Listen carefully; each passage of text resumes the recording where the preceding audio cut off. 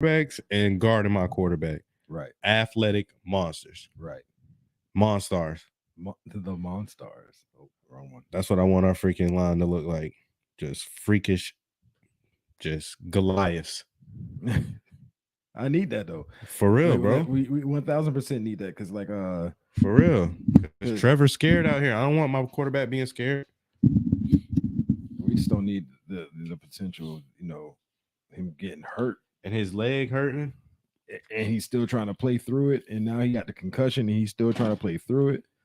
Like shit's getting crazy, dog. Like, I got let me see if it's on here. If it's in the actual class, it's in the actual class. We got a Miami just got one. Listen to the size of this motherfucker. His name is Markel Bell. Well, hit me with it. 6'8" and a half, 340 offensive tackle.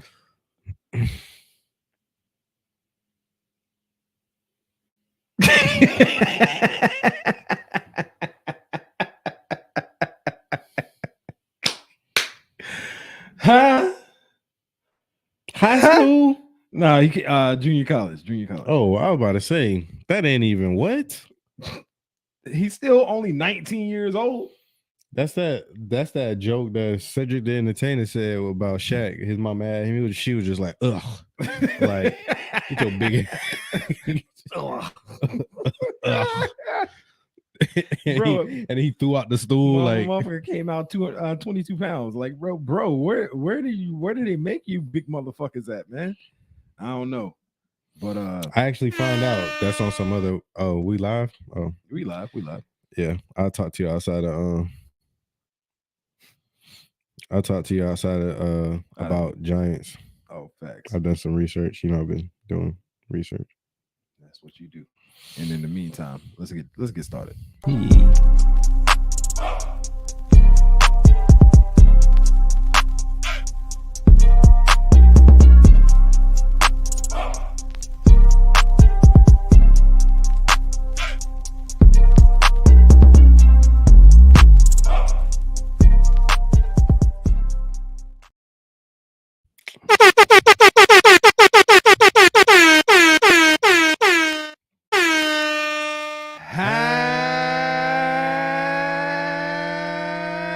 What's good, homies?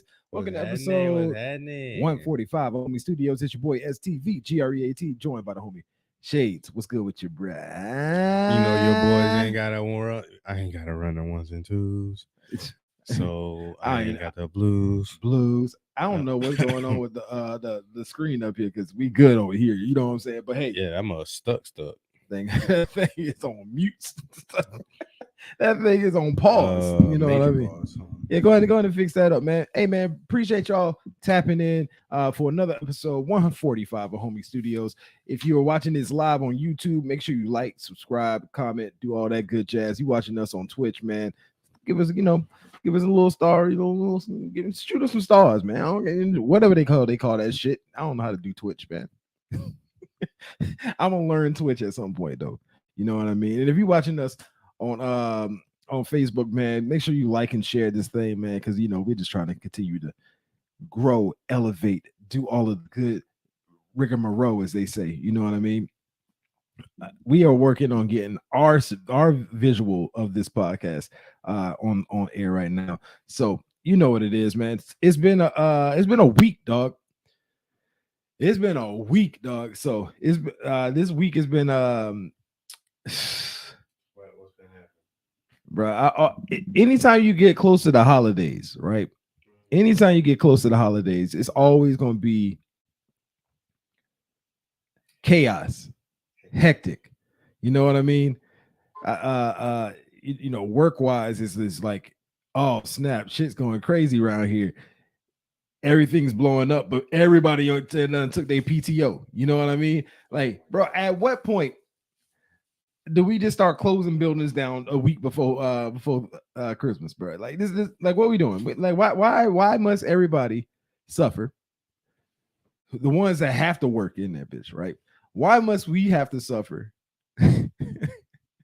Because other people don't want to be at work, and then I need you, person that's not here. You know what I mean? Like, fill me in. I need information. I can't get information, but yet y'all want me in these want me to accomplish some things, right? I know other people have been in this scenario as well, where you're like, man, come on, dog. Like, I can't even complete my job.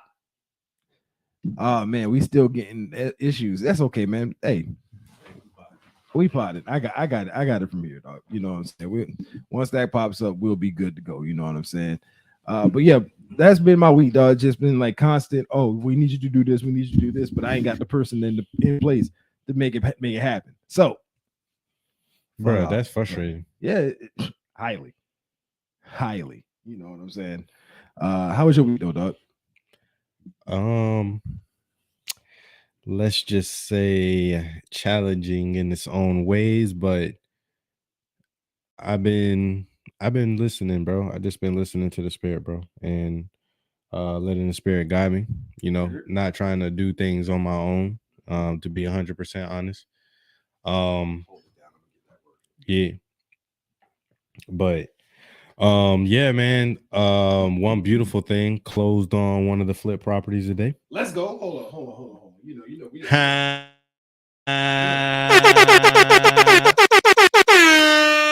You dig? It was actually one of your boys' best works. I will be putting on I'll be creating a promotional video, just showing them before and after. It was a condo, you know.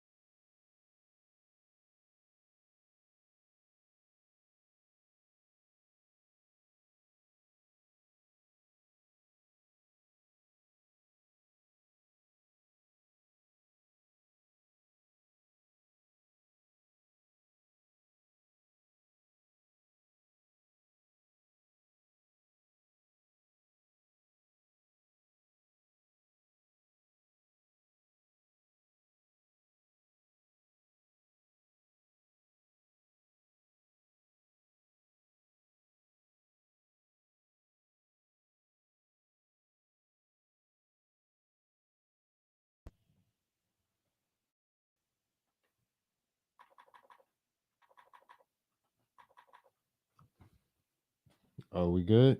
Yeah, we good. Steph said there was no point working today. Facts. Big facts. I gotta. Oh, shit. We just gonna. I gotta shut this whole down. So do a quick restart. Yeah, my junk on retard mode.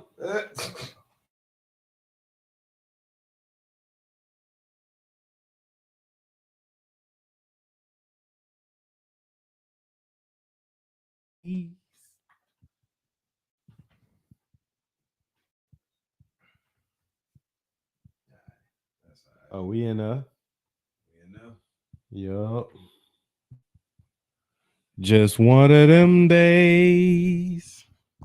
Hey man, the struggle be real sometimes, man. I see the struggles that y'all was going through while I was gone. You know what I mean, bro? What? And then imagine me not really, and then looking at this, then looking at Ryan, like you have a clue. Like, boy, shut up. We gonna get everything up and running on Copaesthetic, man. Look, this is what happened when you don't have producers, right? This is what happened when you don't have somebody working the ones and twos, right? So you know, we have to do it ourselves, owned and operated. You know what I mean? But regardless, I know you can't see me on the camera right now, but you can hear me. They can hear you like Parks. Put my foot out there, you know what I mean? I mean, the only thing you see from Parks is a foot, you know what I mean? We're gonna get that computer restarted. In the meantime, let me get back in my seat. In the in between time, Yeah, let's just go ahead and rock it out, bro. Yep. I'll You read know what out it for you. is.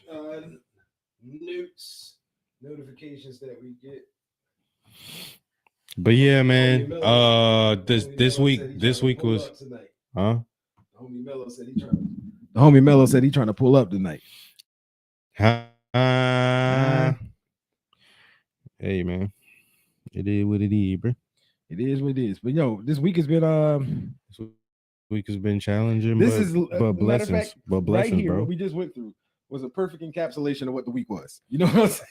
You easily see what the problem is. You identify, but it's definitely causing an inconvenience. Yeah, big fact. Nothing life threatening or anything like that. But Nothing crazy.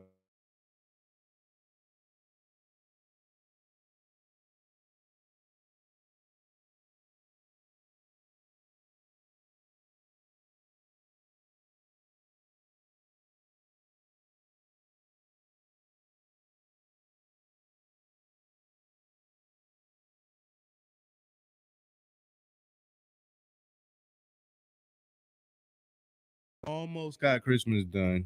Almost got I just Christmas got to done. get gift cards. Yeah, I'm gonna go do that tomorrow. Them last minute gift cards come in clutch, dog. Oh yeah, that's all. That's all them. Hey, I don't got time to go shopping for all y'all. Hey, bro. Y'all getting gift cards. Hey, I keep it a beam. I'm letting it be known right now. I'm sorry, y'all. I just had a baby. You think I got money for Christmas gifts? Hey, Shit. hey, God made it. God made it work, so I'm able to do what I do with it when I can do it. You feel me? Facts. So, yeah. I go fix that. All right. But let's move on, man. Because you know we going. Yeah, let's go ahead and hit that barbers real quick, because no. We got a topic before we get to the barbershop. Oh, we do. Yeah, we do. While you doing that and this stays copacetic, I'm gonna talk to you from over here while I get this set up. Okay. So while you going over there, I need you to think about what was your favorite cartoon growing up. So Favorite cartoon growing up was Scooby Dooby Doo. Oh, where are you? Scrappy Doo it. Yo, Scooby Doo was literally the most fire show on earth to me when I was growing up, dog. It was honestly it was between that. It was between that.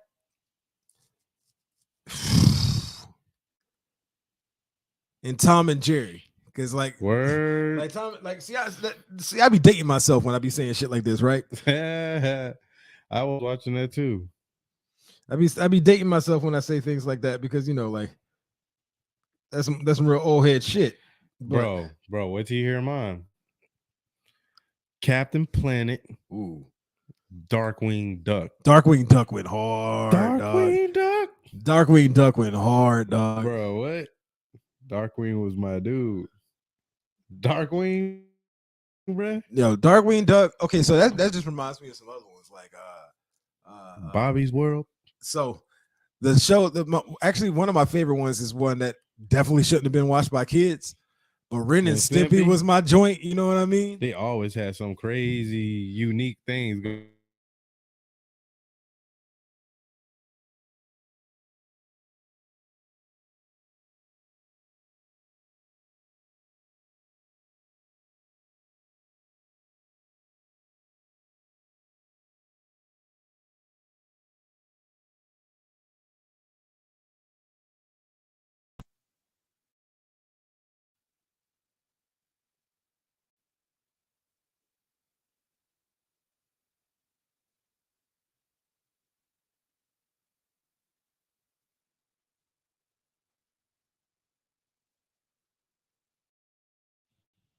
There we go. All right, we got this part taken care of, at least.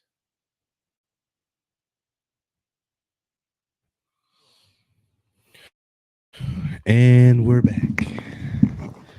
And I think we good. I think we good now. You know what I mean? Hold on. We gonna check. We gonna see. Hold up. We. All right. Hold on. All my haters who be thinking we saw, we don't play. We gonna rock it till the wheels fall off. Take a say. I got the wrong headphones on. I was about to say, what was you doing? Hey man. Sometimes you just gotta. What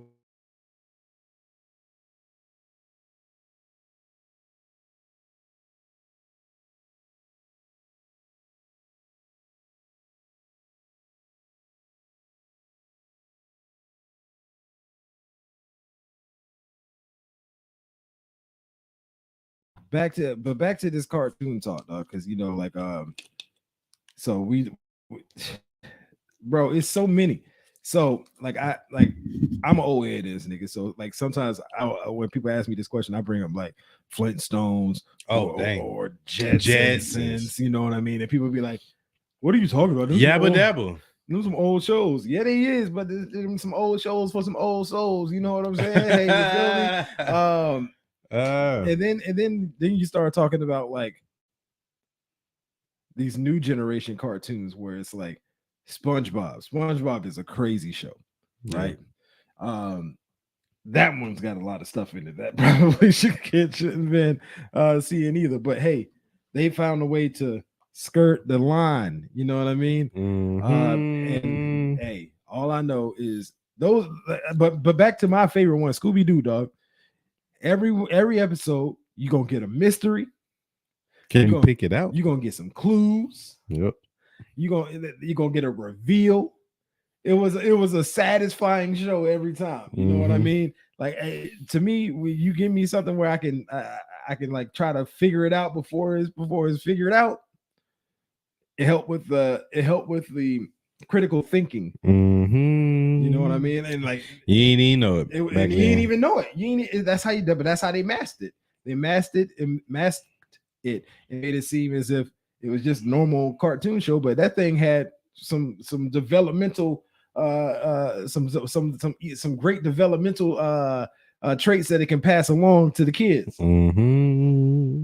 Critical thinking. Magic School Bus was a good one. Magic School Bus went hard. Yeah. And Arthur. Be real. I really didn't see much of Arthur. I did. I really didn't see much of. I'm trying.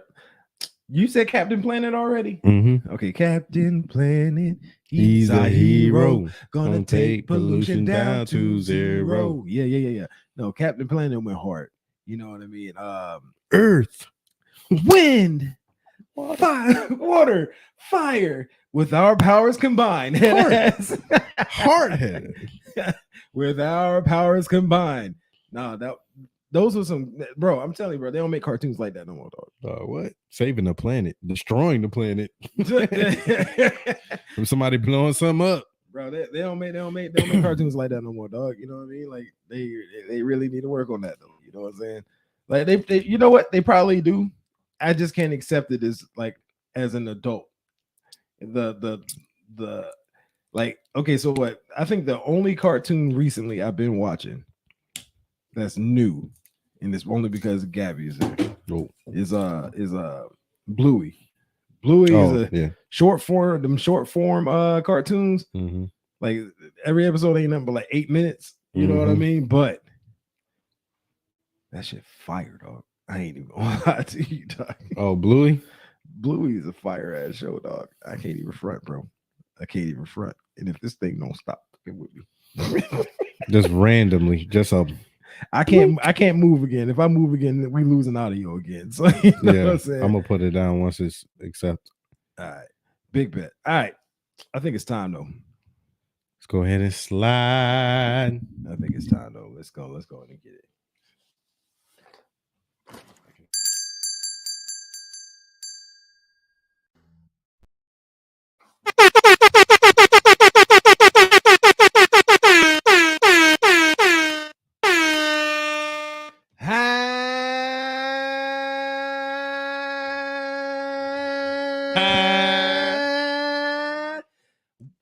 Because it's time.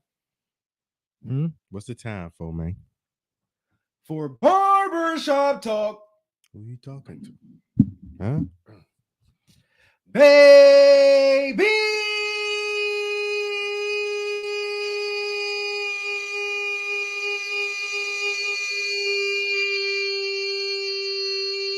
Y'all know the fucking vibes, man. Huh?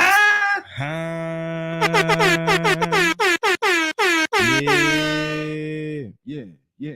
Ooh. We bite, man. Back at it like a crackhead. You know what I'm saying? No.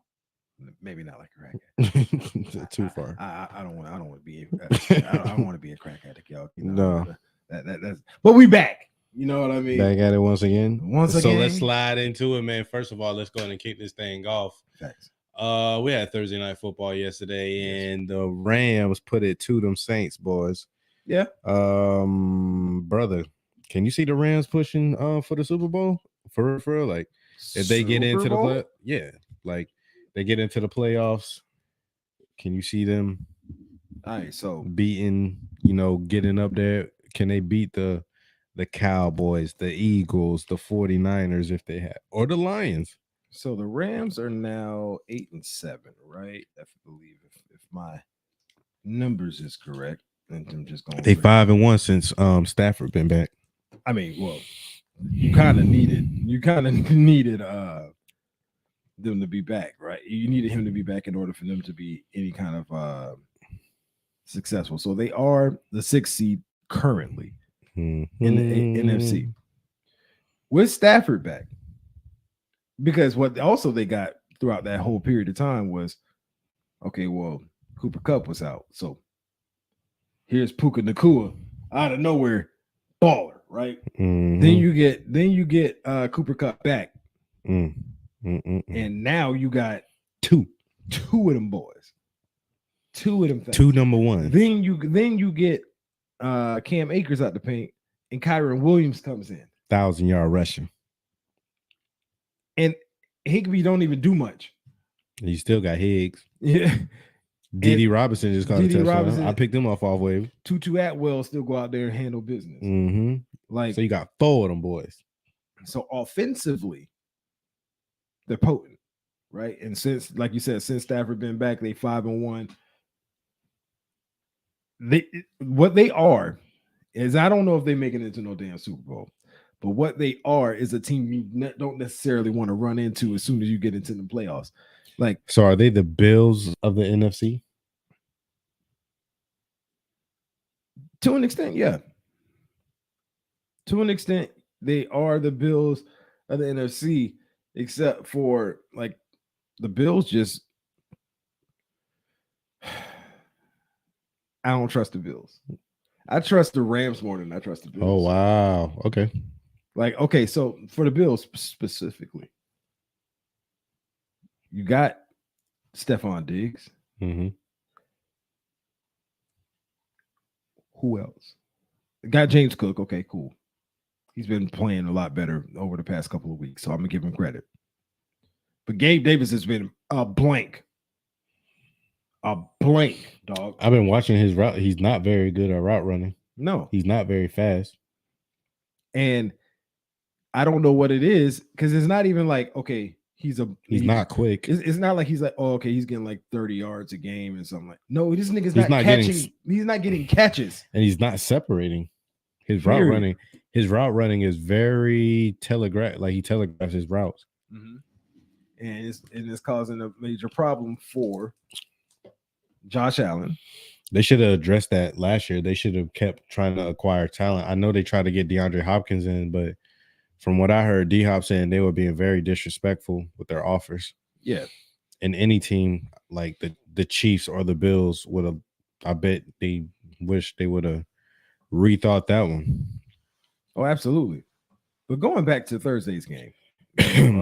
Yeah, going back to that, bro. Like, I just looked at that game, and it didn't feel like the Rams were ever in danger.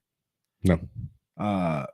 Stafford. It was 10-7 at one point. Stafford looked very much in control of that game. Mm-hmm. Defensively, we got to have the conversation. We have to have the conversation. What? Derek Carr. Do we? Oh, yes, we do. Are you sure? 1,000%. So I'm gonna let you start that part of the conversation, though. Because I have to be excused. I literally have something to do real quick. I'm gonna let you start. I'm gonna let you go ahead and start that off. I'll be right back. Oh man, this man is wilding. Okay, cool. So, Derek Carr. If for the homies that have been here for the long haul, right? we've had this conversation, this debate about Derek Carr, about what kind of quarterback Derek Carr really is, right? You can go look at his numbers from last night and they look fantastic, right? 27, 40, 319, 3 touchdowns, 1 interception. What you said? 1 interception, right? Then you can go look at the numbers and they look great, right? But we all know numbers tell a completely different story than what actually happened. You know what I mean? Because what really happened was he threw an interception. He threw the interception in inopportune times. You can have those 3 tutties. You can have those 3 tutties. And before we go any further, Big Reg, what's popping with you, dog? Huh? What's happening with the boy? Huh? So I mean, you have we could talk about the touchdowns, the 3 touchdowns, but you had to throw those 3 touchdowns. You were down. Mm-hmm. Big. So the first one he threw was legit, though. The first one he threw was legit. But then he followed it up with interception. Yeah. So that was the part that, you called it out a long time ago. I just try to be real with what I see, right? And there's certain people here who wanted to go to bat for good old Derek Carr. And I'm not gonna say anything further. I'm gonna let that person talk for himself, because I don't want to be the person that has to say the things to get him to say the things. You know what I mean? Sometimes you don't want to bring up you want to be held accountable for your own words, but everybody makes mistakes. How some people said Daniel Jones, this and that and the third. You know what I mean? I already own up to that. I know for sure. I'm just saying. I own up to that for sure. I'm owning up to Derek Carr right now. And I was completely wrong. Derek Carr is consistently this year throwing interceptions at inopportune times. This man just tried to throw me under the bus while he has to take accountability. That ain't how accountability works, dog. That is. You misery love company ass. Don't be trying to pull what me you in. Mean? Don't try to rope me in. I'm just trying to say we're all humans, bro. We're all humans and we all make mistakes. Because it's some bullshit. So all I'm trying to get at is, so what took the cake for me, like the way I was like, bruh, I like you and all. Same thing Keyshawn Johnson said. I like you and all, but when your teammates start saying stuff, like, because I ain't never hear nobody in Oakland really say nothing. It was always like the front office. And word on the street is like Kamara has kind of said something to him. Mm-hmm. I don't know if MT has, but Chris Olave, you can kind of see the demeanor and everything like that, but yeah, man, he's just not consistent. Like, he'll throw great passes, but then you just do something bonehead, kind of like what Trevor's been doing this year. Yeah. And I'm just hoping that doesn't become it's too late for Derek Carr. Like, that he is who he is. Like, he's not gonna he's a backup. He's a backup quarterback. To me, what I see right there, that's backup material. You're a backup quarterback. It's the fact that the teammates look like they want Jameis to be out there. That's saying something. Nah, Jameis ain't it. I'm talking about how the team reacts. Yeah, because Jameis throws the ball downfield. I literally saw a whole game where Derek Carr literally probably threw the ball past 15 yards 3 times, and he checked down at Kamara the whole game. I loved it because of fantasy. We had Kamara. Yeah, I had Kamara, so I loved every bit of it. But Kamara, if you look on the rushing side, he got 5 rushes for 5 yards, but he still got 20 points. That said something. Like, you know what I mean? I wish you would have did more of that last night. But bro, what? I only got 8 points. 8 not in playoffs. Bro, we in the playoffs right now. Come on, bro. That, dog. I can't have it. It's 8.5 fucking points. Man. Don't get me started. I couldn't start Pacheco because his shoulder. Yeah, no. But we'll talk about fantasy in a little bit. We will. But going back to Derek Carr, man. Yeah. Is he overrated? He is what he is. Is he overrated? Yeah. I don't think he's overrated. I think he's overrated because he's not. I don't think from what I've seen and the new crop of quarterbacks you got coming in, you not about to be a starter, fam. That's not starter material. He's not overrated because I don't rate him highly. No. You know what I mean? No, like, I'm just talking about overall, like universally.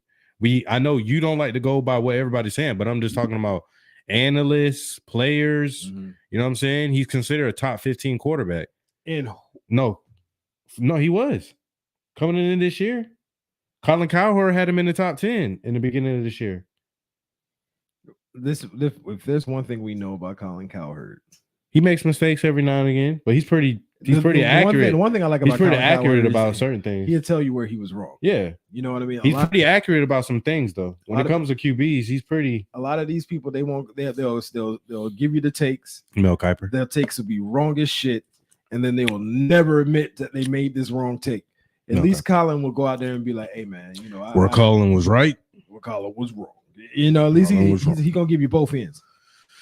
But but moving from Derek Carr because he's garbage. What other pieces? I don't want to say he's garbage. I mean, is he in the same boat as Jimmy G and Ryan Tannehill? Is he in that crop of quarterbacks? So there are levels of garbage. Because Jimmy G's a backup. Tannehill's a backup. Yeah. I was right about both of them, by the way.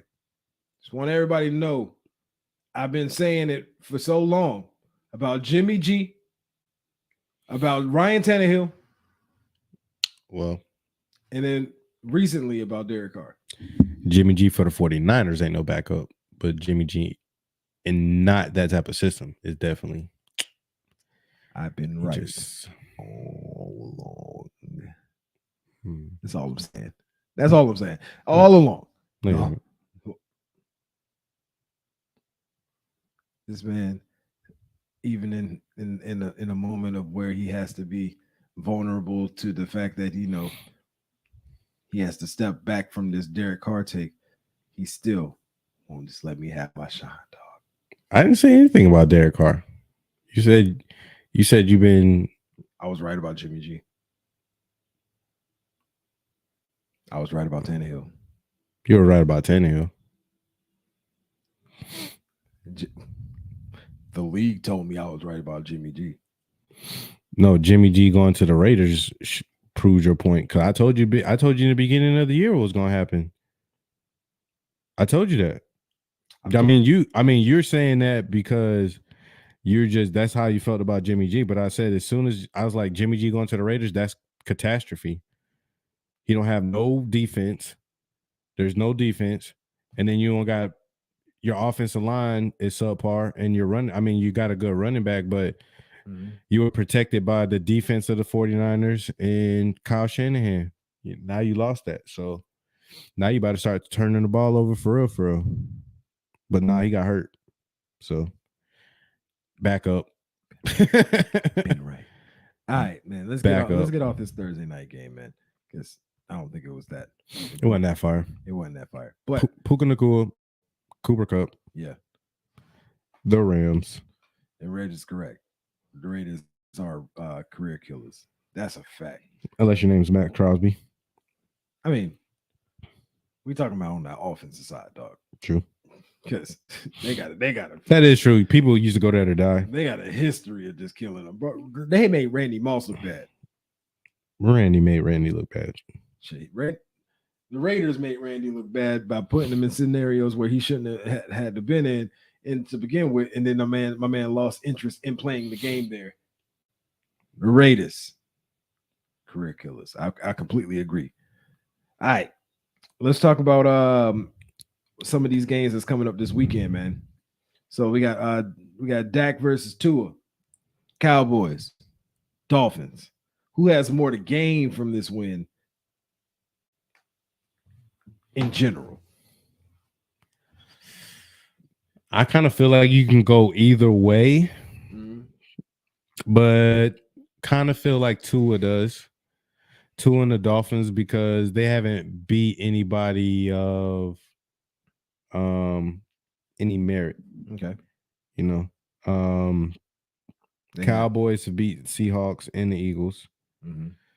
It's just that now the Cowboys have to prove that they can beat a big or a good team on the road. That's not as much as not being able to beat a good team like the Dolphins have. Yeah. I don't feel that way, Red, just because the Eagles just lost. Eagles just lost. So um if the Cowboys definitely have to win, but they're still gonna be in the playoffs. So um the Dolphins just have to prove that they can beat, because if they lose to the Cowboys, especially now, even if they lose and they play well, it's a close game, then it's probably not. They just can't get blown out or they can't get dominated. Right. Which what seemed both of them, Dallas and the Dolphins, seem to do the same thing against good teams. So I'm really intrigued by this matchup. I'm really, really intrigued. Dak needs this more than anybody. Dak has to find a way as we get closer to the end of the season, like we do every year, to not start fucking it up. Right? Like, I'm not saying that Dak is like the sole culprit to the Cowboys doing Cowboys like things. But what I will say is the loss last week, they lost last week, right? Mm-hmm. The loss last week took a dent towards what people was thinking was a MVP type of season for Dak. He was an MVP front runner. What we can't have, and the reason why I'm going to say Dak is because no matter what we think about the Dolphins, Dolphins fans want to win, right? We know that. But nobody is putting the pressure on. Nobody is expecting. People disrespect Tua regardless if he has a good game, bad game, whatever the case may be, right? Like they don't never want to give him the full respect of what his game is showing, and they'll always say, well, they'll just look back on this, blah blah blah blah. Dak, you play for America's team, right? America's team. That's their words, not mine. That's their words. You go out here and take this L. I know, like you said, the Eagles just took a loss, right? If the Eagles go out here and get the dub, then what? Now they sitting there looking like, I don't know. I don't know about that. And then you know what's gonna happen. How do Stephen A gonna get on the show? I told you.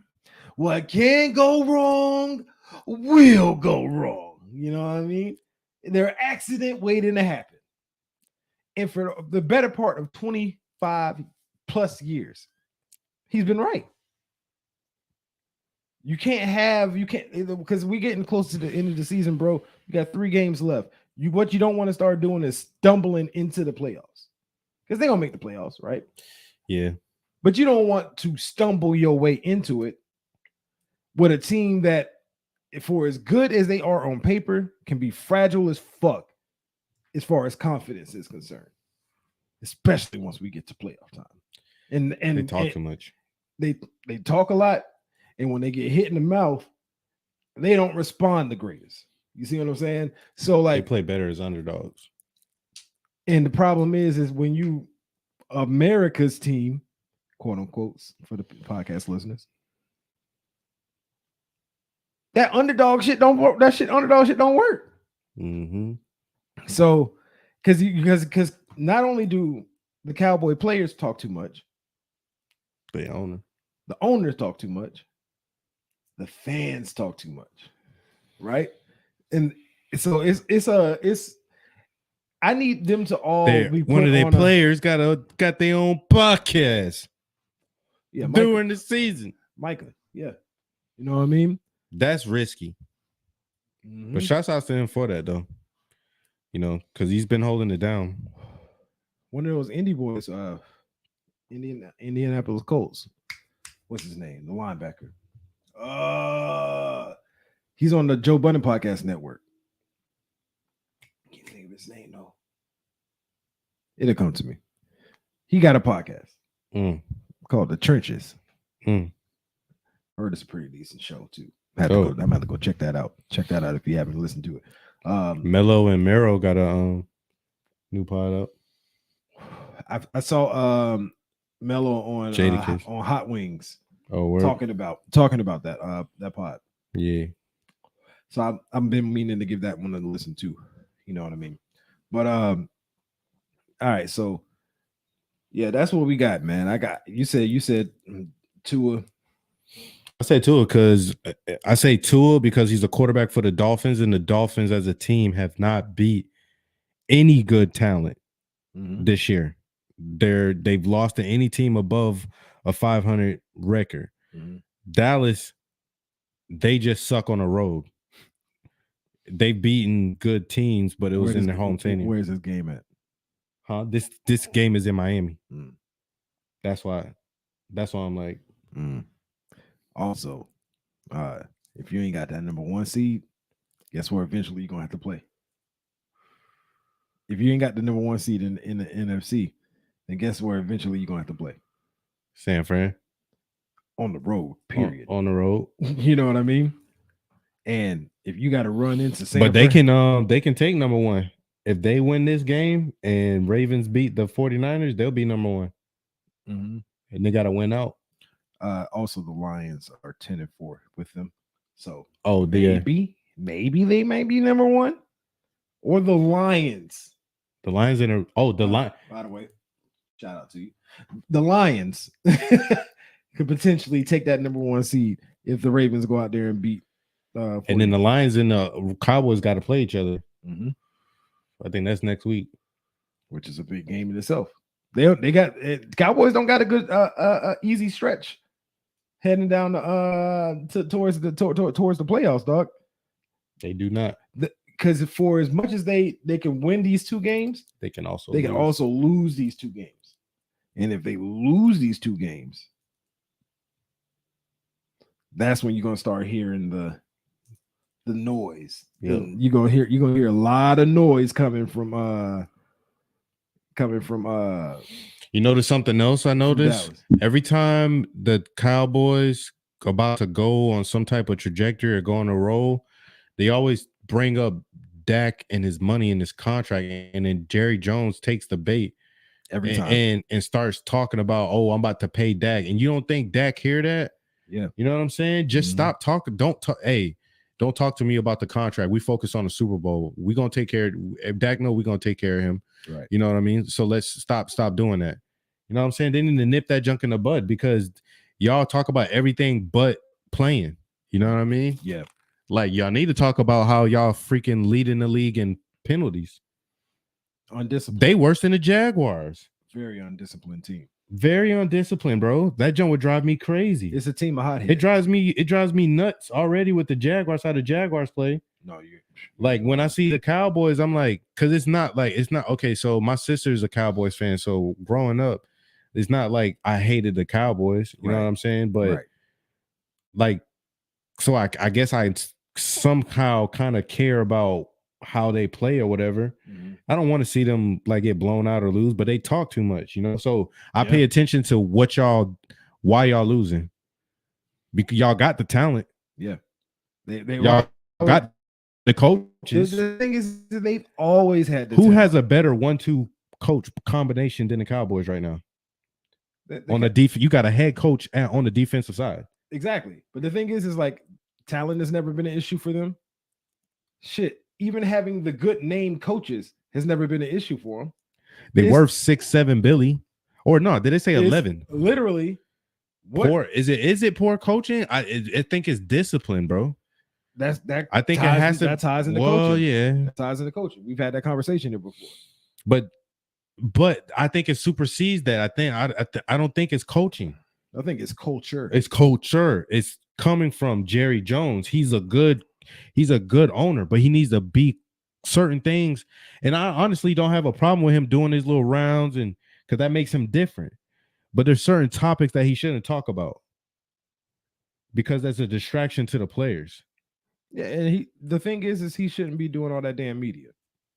You know what I mean? Like, ask yourself this: how often do you hear Shad Khan out here talking? No, I want. You don't hear Shad Khan out here talking. I'm not saying like Shad Khan is like the end all be all of owners, but I'm saying just for example, like you don't hear the Steelers owners be out here talking like that. It's just Jerry. With a slight little bit of Arthur Smith in Atlanta and Robert Kraft. But Robert Kraft don't be talking. But it'd be people talking on behalf of Robert Kraft. Robert Kraft just be out here doing wild boy shit. Yeah. that's what it boils down to. Robert Kraft is like massages with happy endings. You know what I mean? Like, but he don't be out here talking. You know what I mean? So it like, yo, Jerry. Knowing him, it was happy beginnings too. Jerry, shut the fuck up. Like for a 6-week period, shut your ass up. At the end, like right now to Super Bowl, just be quiet. Shut the fuck up. Just be going to like what LeBron say. What is that? Dark whatever mode. 0 dark 30. 0 dark 30. Like that's exactly what you need to do. You old Tales of the Crips looking ass nigga. Like I'm sick of Jerry out here talking. Yo, Parker, hold on. My dog Parker in the building, so I got to give my dog a little bit of love. Where my dog at? Huh? Y'all show a little love out there, man. That's facts on facts, man. I hope you're doing well, bro. I ain't seen you in a minute. I hope you're doing well out there, man. Happy holidays. Here.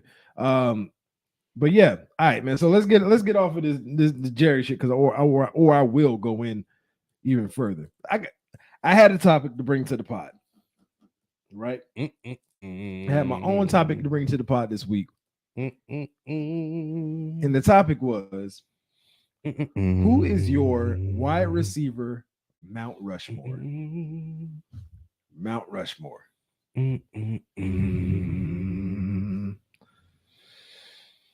Only can have 4. Only 4. And I can give you mine if you want to take a second. No. Oh, you ready? Jerry. 1. Randy. 2. Megatron. Okay.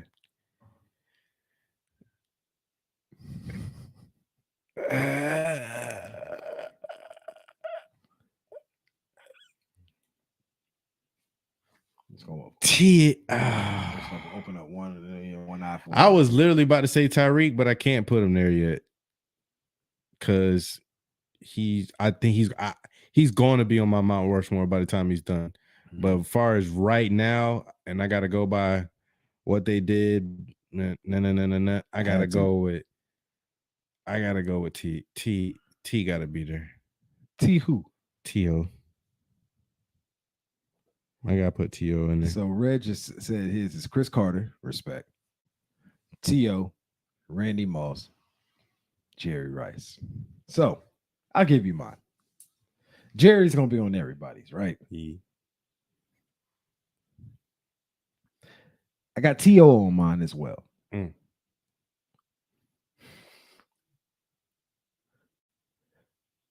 I got Larry Fitzgerald on there for the greatest hands of all time.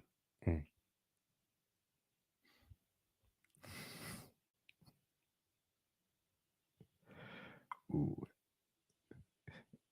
And I got, I don't want to say it, because then it's going to let you know I just left somebody off the list. I got Megatron for the most physical specimen there is to ever play that game, to play that position, which means Randy is off my list. And we kind of discussed why earlier. There was a point in his career where Randy just lost interest, gave up. Came back after that, went to the Patriots, and had a fucking phenomenal, I think it was 27 receiving touchdowns in one season type of thing. Cool. But I'm leaving Randy off my list because of the 3-year stint in his career where he just wasn't out here doing it. Also, yo, Reg, you don't understand how close I was to saying it, but I'm wearing a bunch of Miami shit right now. You know what I mean? And like, I don't want people to think I'm out here just being, homeristic. Yeah, what you would have been? What you mean? What I would have been? He gave the greatest beatdown of all time. Andre Johnson, that was when he beat the shit out of Cortland Finnegan. that boy gave that man the beats. I gotta let you. I'm gonna let. Yeah, I'm not gonna say nothing about your Randy thing. Now go ahead. It's cool. I can't because I understand. It's not like I don't understand. Yeah, it's just. But I mean, you got my boy Megatron in there, so I can't say a darn thing, bro. You got my guy Megatron in there, bro. So, but it's blasphemous. But I couldn't get past it. It's blasphemous. You deserve to be stoned. I almost said Michael Irvin. Nah, hey. I almost said Michael Irvin. That's what Skip Bayless and them said today. And I can't. I mean, the guy was great. Michael Irvin was a bad boy, man. But if you're gonna put Mike in there, I'll take Chris Carter over Mike. Chris Carter had, I mean, arguably the greatest hands with Larry Fitz. Mm-hmm. Like, that's 1-2. I can't give it just to Larry. No, it's 1A, 1B. Chris, yeah, Chris Carter's hands was what? You put Chris Carter on the Cowboys? Oh, it's crazy. You put Chris Carter on the Cowboys with Emmett and Troy. Yeah, I mean, I'm not saying. I mean, Mike did his thing. I know. I'm just saying, give or take. I'm just saying. Mike did his thing, though. Yeah, I'm just saying, like. Yes, Reg said Irvin. Yes, Powder Nose himself. Yeah, yes, Michael. Cocaine man, cocaine cowboy. And I think you can live off the G. You can leave it off. Yeah, there's no G on there either, But, he was a part of one of the greatest dynasties of all time. And they call him a playmaker for a reason. Because that boy made plays. In the playoffs, in the championships, when it mattered. When I think of number 88, I only think of one player. Honestly, I think of Dez. No. Michael Irvin was so much better than Dez. I know. I'm just saying when I think because of the X and, I don't know. It was just more recent, probably. Yeah, it definitely has something to do with the recency. Yeah, it definitely recency wise. Like I just remember it was as a jit watching 88. And then it was crazy when they brought remember Dion. I didn't really watch Mike. Then they brought in, well, before Dion was on the Cowboys, when he was with 49ers, and he was having to go head to head with Mike Irvin. Bro, that was one of the greatest times of all time. Yes. Like two of the greatest to ever do it. Bro, Dion had to go against some boys, bro. Jerry, Mike, Chris. Yeah. Like Andre Reed. Dion had heavy hitters to go up against. And then he he joined Dallas. Oh. And then they put that boy on offense sometimes. And then they had him at return. Kick return, punt return. If he touched the ball, it felt like he was in touchdown and like, bro. Like Giannis, you know how Giannis gallops up the field? Dion used to be gone quick. Yeah. Like Dion. But it wasn't Tyreek fast. It was Dion and Devin Hester both made me feel every time they touched the football in the return, man. It was about to be a touchdown. It was about to be a touchdown. Dante Hall made me feel like that too. Dante Hall at one point. Oh, we're gonna have to talk. We have to talk about top 5 return men of all time. I will make a list for that. Ooh, what? I'm letting you know right now who's number 1. But yeah, the other 2 through 5, I will make a list for them. Dang, I got to sneak my boy in there too. Who? Percy. Okay, man. All right, what's the next time? All right, man. Let's talk about the big ass game. Big ass game. That's my Bobby Jackson of the return man. Where's the soundboard? Where's the gunshot? I need it now. Oh man. Hold on. Let me see if I can find one. Let's skip that Purdy versus Lamar because we can talk about that during when we pick games, unless you want to talk about it.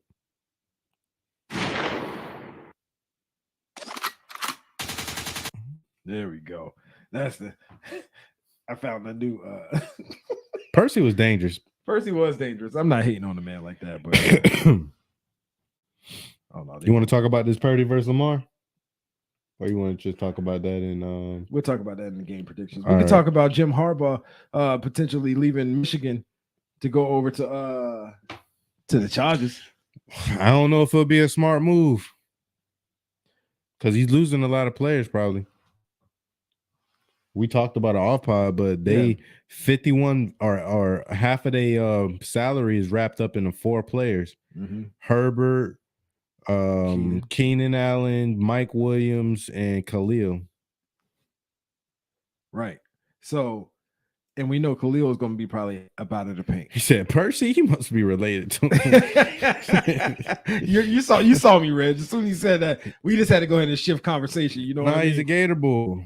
You know, he turned that touchdown in the Super Bowl. You feel me? Devin has to return the opening kickoff. Yeah. I know. That's why I was the only opening kickoff in NFL history in the Super Bowl. Yeah, everybody know Devin Hester is the GOAT return. And he should have been Hall of Famer first round. He should already, bro. First ballot. If he don't get in this year, he should be first ballot. They're gonna disrespect him again. They're gonna disrespect him again. Watch, bro. Watch what I tell you, bro. Watch what I tell my you. My dog Devin should have been, like you said, first ballot. He should have been first ballot. But no, Harbaugh going to the Chargers, bro. I like it though, and the reason I think he'll change it around for Herbert because he knows how to coach. You walk right into a generational talent. That's what you want. This is exactly what you want as a coach. So he's going to year 4. If you're going to leave, and trust me, if he leave Michigan, bro, the whole state of Ohio will start doing backflips. For real. They are sick and tired of this nigga. They are tired of him just like they tired of Ryan Day.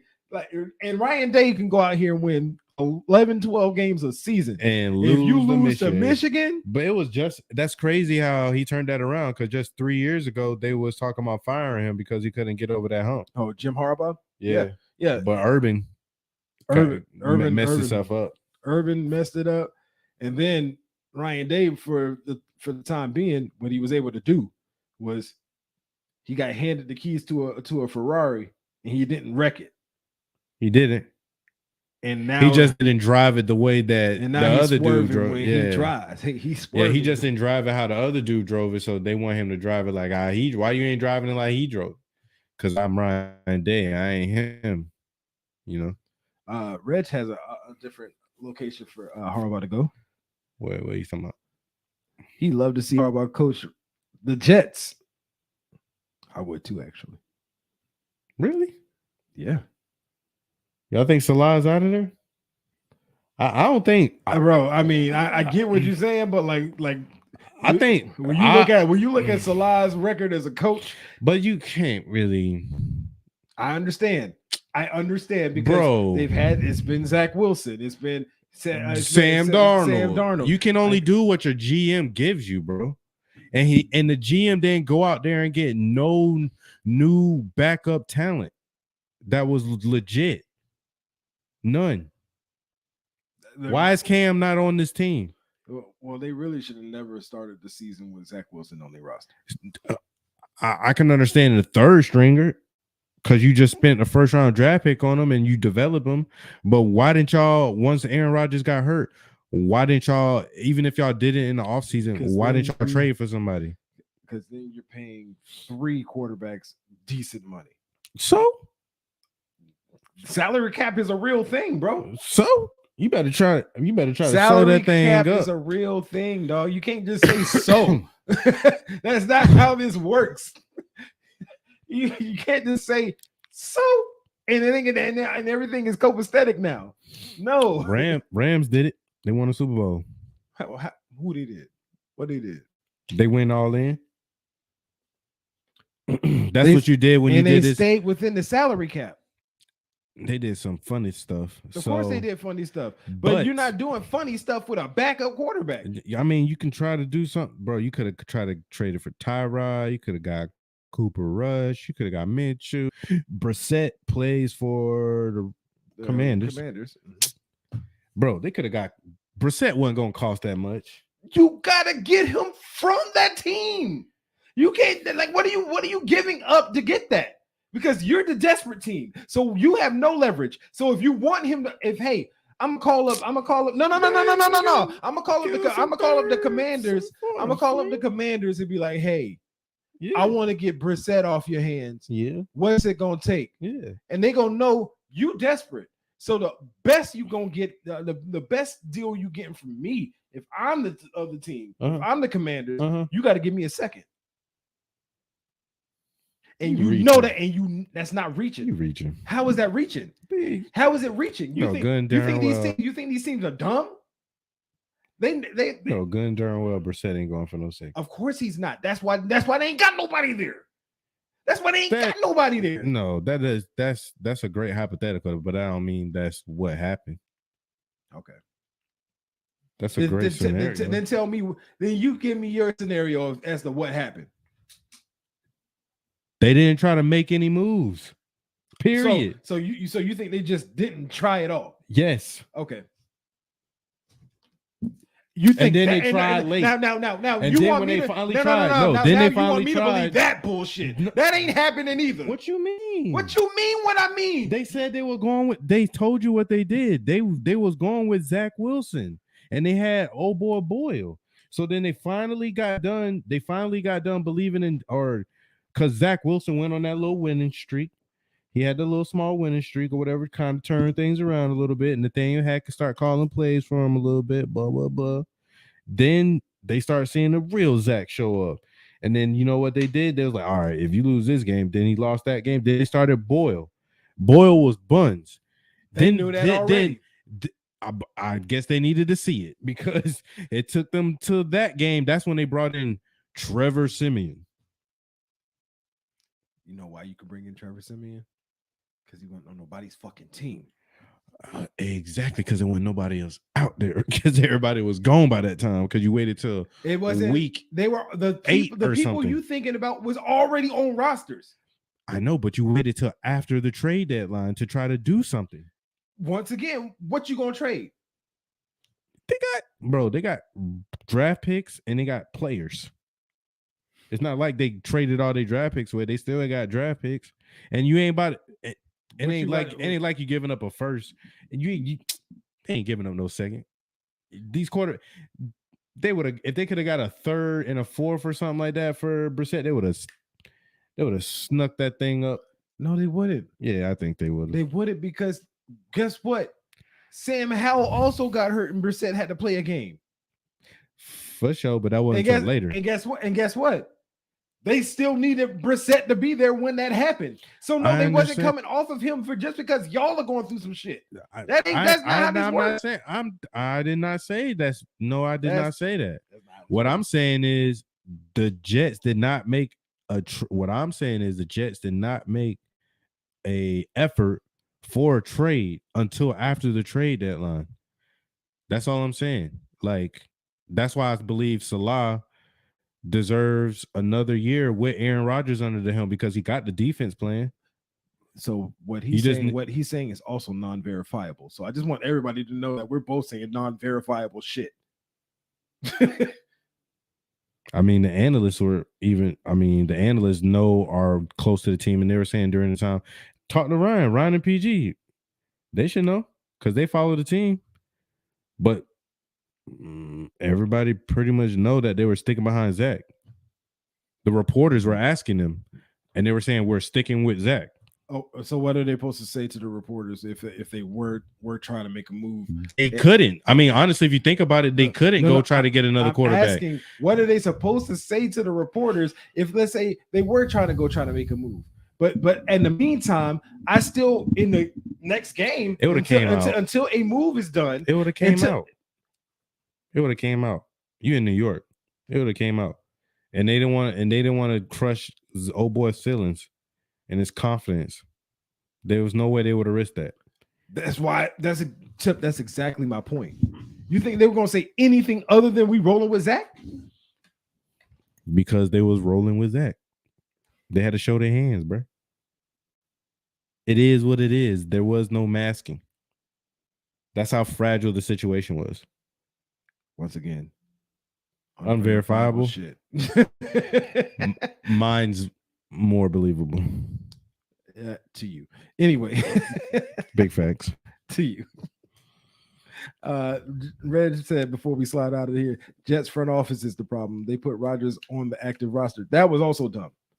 They like I seen the guy who actually got cut to put Aaron Rodgers on the active Who got roster. cut? It was some random guy. Like I seen it on Twitter earlier this week, or X, whatever they want to call it. You know his son's name is Xavier. I think that's why he changed it to X. Oh, true. Dope. But yeah, that kind of I don't get that. Why do that? Like put him on the active roster. Yeah, what's that for? Like he knew he would. Like y'all know he ain't playing. And I hope they don't bring him out. I think Aaron Rodgers might want to do it just to say he did it. Just say, "Oh, I'm the first. I'm the first person to come back in the mid from an Achilles tear. Yeah, in the mid season. In this first, yeah, within the season. Yeah, that would be nuts. But regardless, he said he didn't want to be on the active roster. They end up cutting the guy, and then once they realized, oh, that was dumb. Let's take him off the active roster. They went and rehired the guy back. The guy who they cut. Oh, so Aaron Rodgers not on the roster anymore? Nah, he should be still listed on IR. Yeah. And what are y'all doing? Like, what are we doing? Like that made zero sense.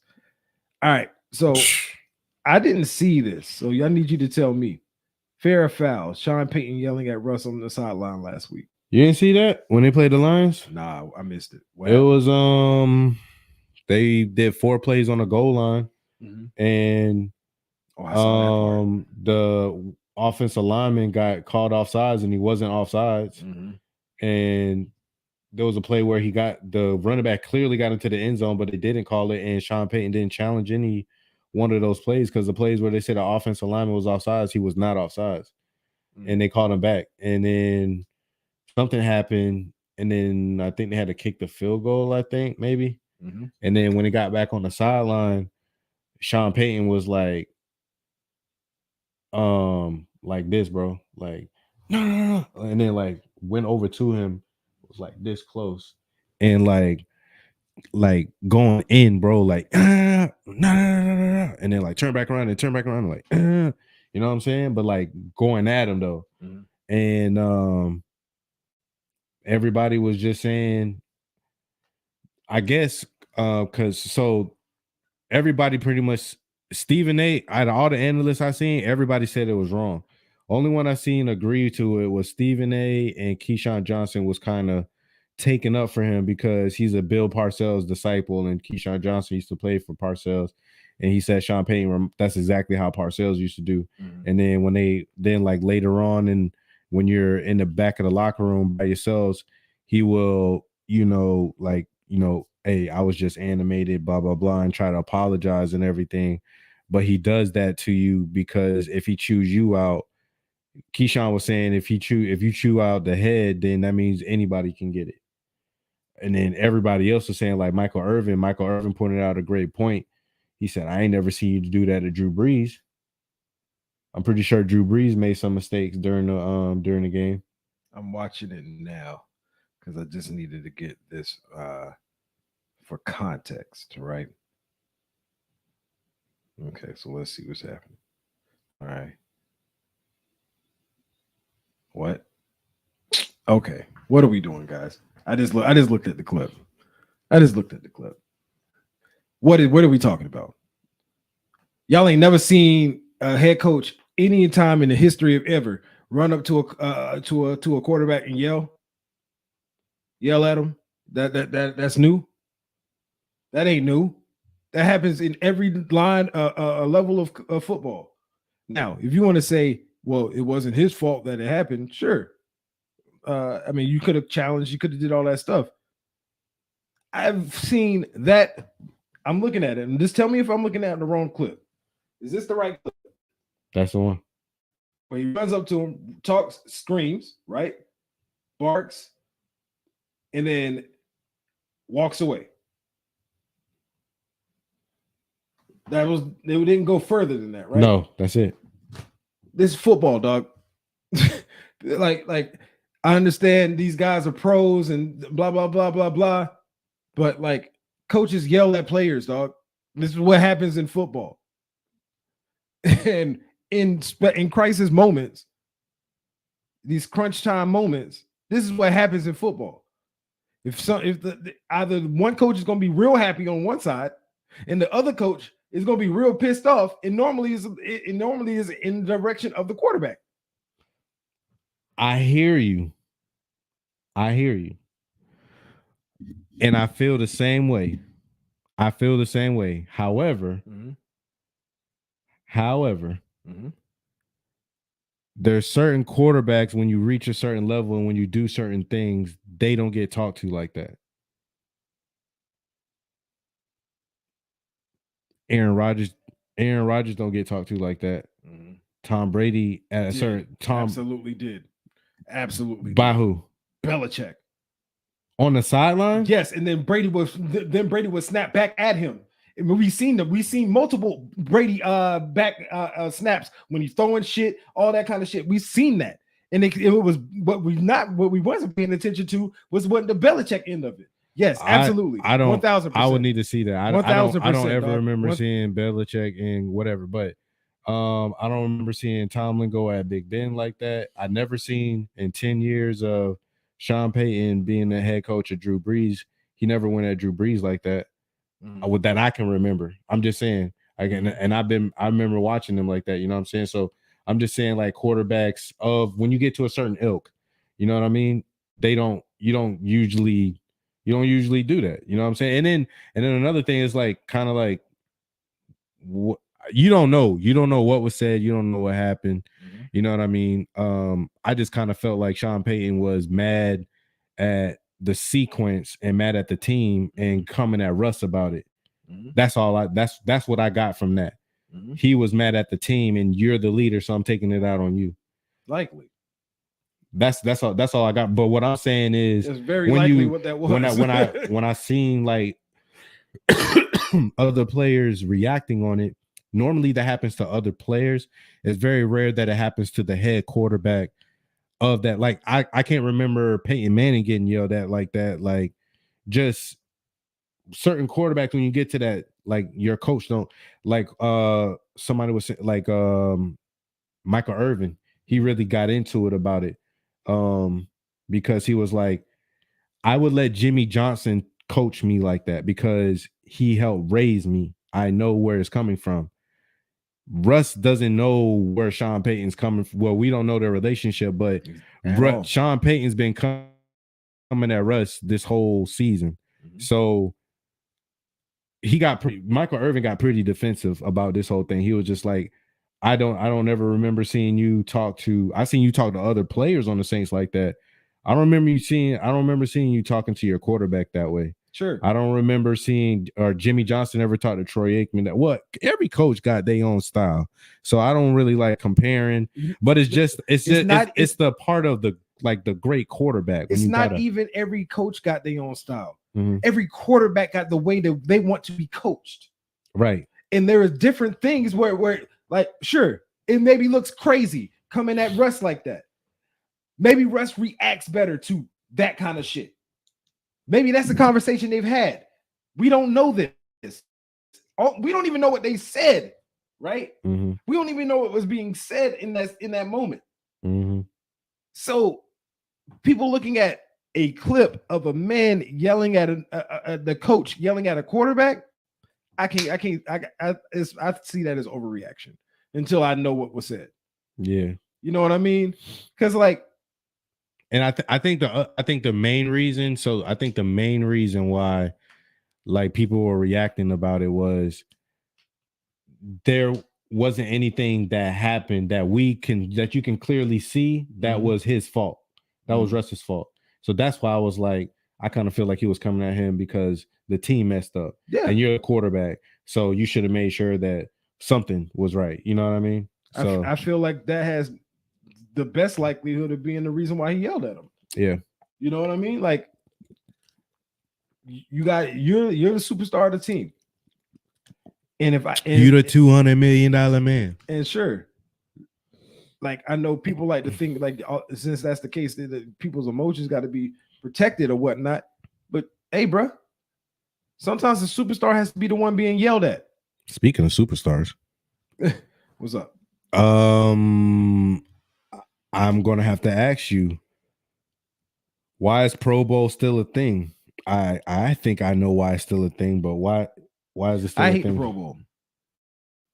Why you hate the Pro Bowl? I hate bro? the Pro Bowl with a fucking passion. Well, it's not the Pro Bowl really anymore. That's exactly my point. So if I'm not watching the best, it had already got watered down. Like it got watered down so badly that now it's just like flag football. Damn it. Well, not according to Jalen Ramsey. What did Jalen Ramsey got to say? He blasted Tyreek last year. Tyreek thought he scored and Jalen blasted. Let me say. This is how I know that I'm done with the Pro Bowl because I don't even remember that. Yeah, he got blasted last year. I probably don't remember that because I didn't watch it. Why? Because after you watch for year after year after year, they like slowly but surely kept watering it down to the point like, all right, well, you only can play like the offense is only going to have these formations, blah blah. The defense is only going to play these type of coverages. It's barely tackle. But bro, that's gonna happen, bro. It's barely tackle. But that's gonna happen. I don't want to see that weak ass shit. But you want the players to get paid the money that they're getting paid, though. When you increase, you're gonna have to take. When you're building something else going to get destroyed. You can't have everything the way that it's supposed to be. If you want these people to get paid like this, and they're making all this money, well, then you're gonna have to take the George Pickens not freaking blocking or whatever because he's scared to get hurt. You know what I'm saying? You're gonna have stuff like that start to happen. So the Pro Bowl is what it is because the players don't want to get hurt, and I understand this game. Listen, I understand also. It's exactly why the fuck the Pro Bowl shouldn't fucking be a thing. No, you should make it a thing because it's marketable. You got all the stars, at whatever place they at, and all these families get to come see the stars and get autographs and all. They got to pay money to come get tickets to come see these players, and the players do skill competitions and blah blah blah. Then do that. That's what they've been doing. No, I'm saying just do that. Don't play the fucking game. Why? Because it's boring. What do you mean? People watching it. People was watching. What does that got to do with the fact that it's boring? What the fuck is what they? I'm talking about why I'm saying the Pro Bowl should be gone. I don't give a fuck what they are doing. I'm saying the Pro Bowl should be done. Finn, it's trash. Okay. Contrary to what ST says, they still make money off of it. So why don't care, nigga? You ain't watching it, so what does it matter? You ain't watching it, so what does it matter? It shouldn't be a thing. It should be a thing because they're still making money off of it. It's the most watered down shit of all time.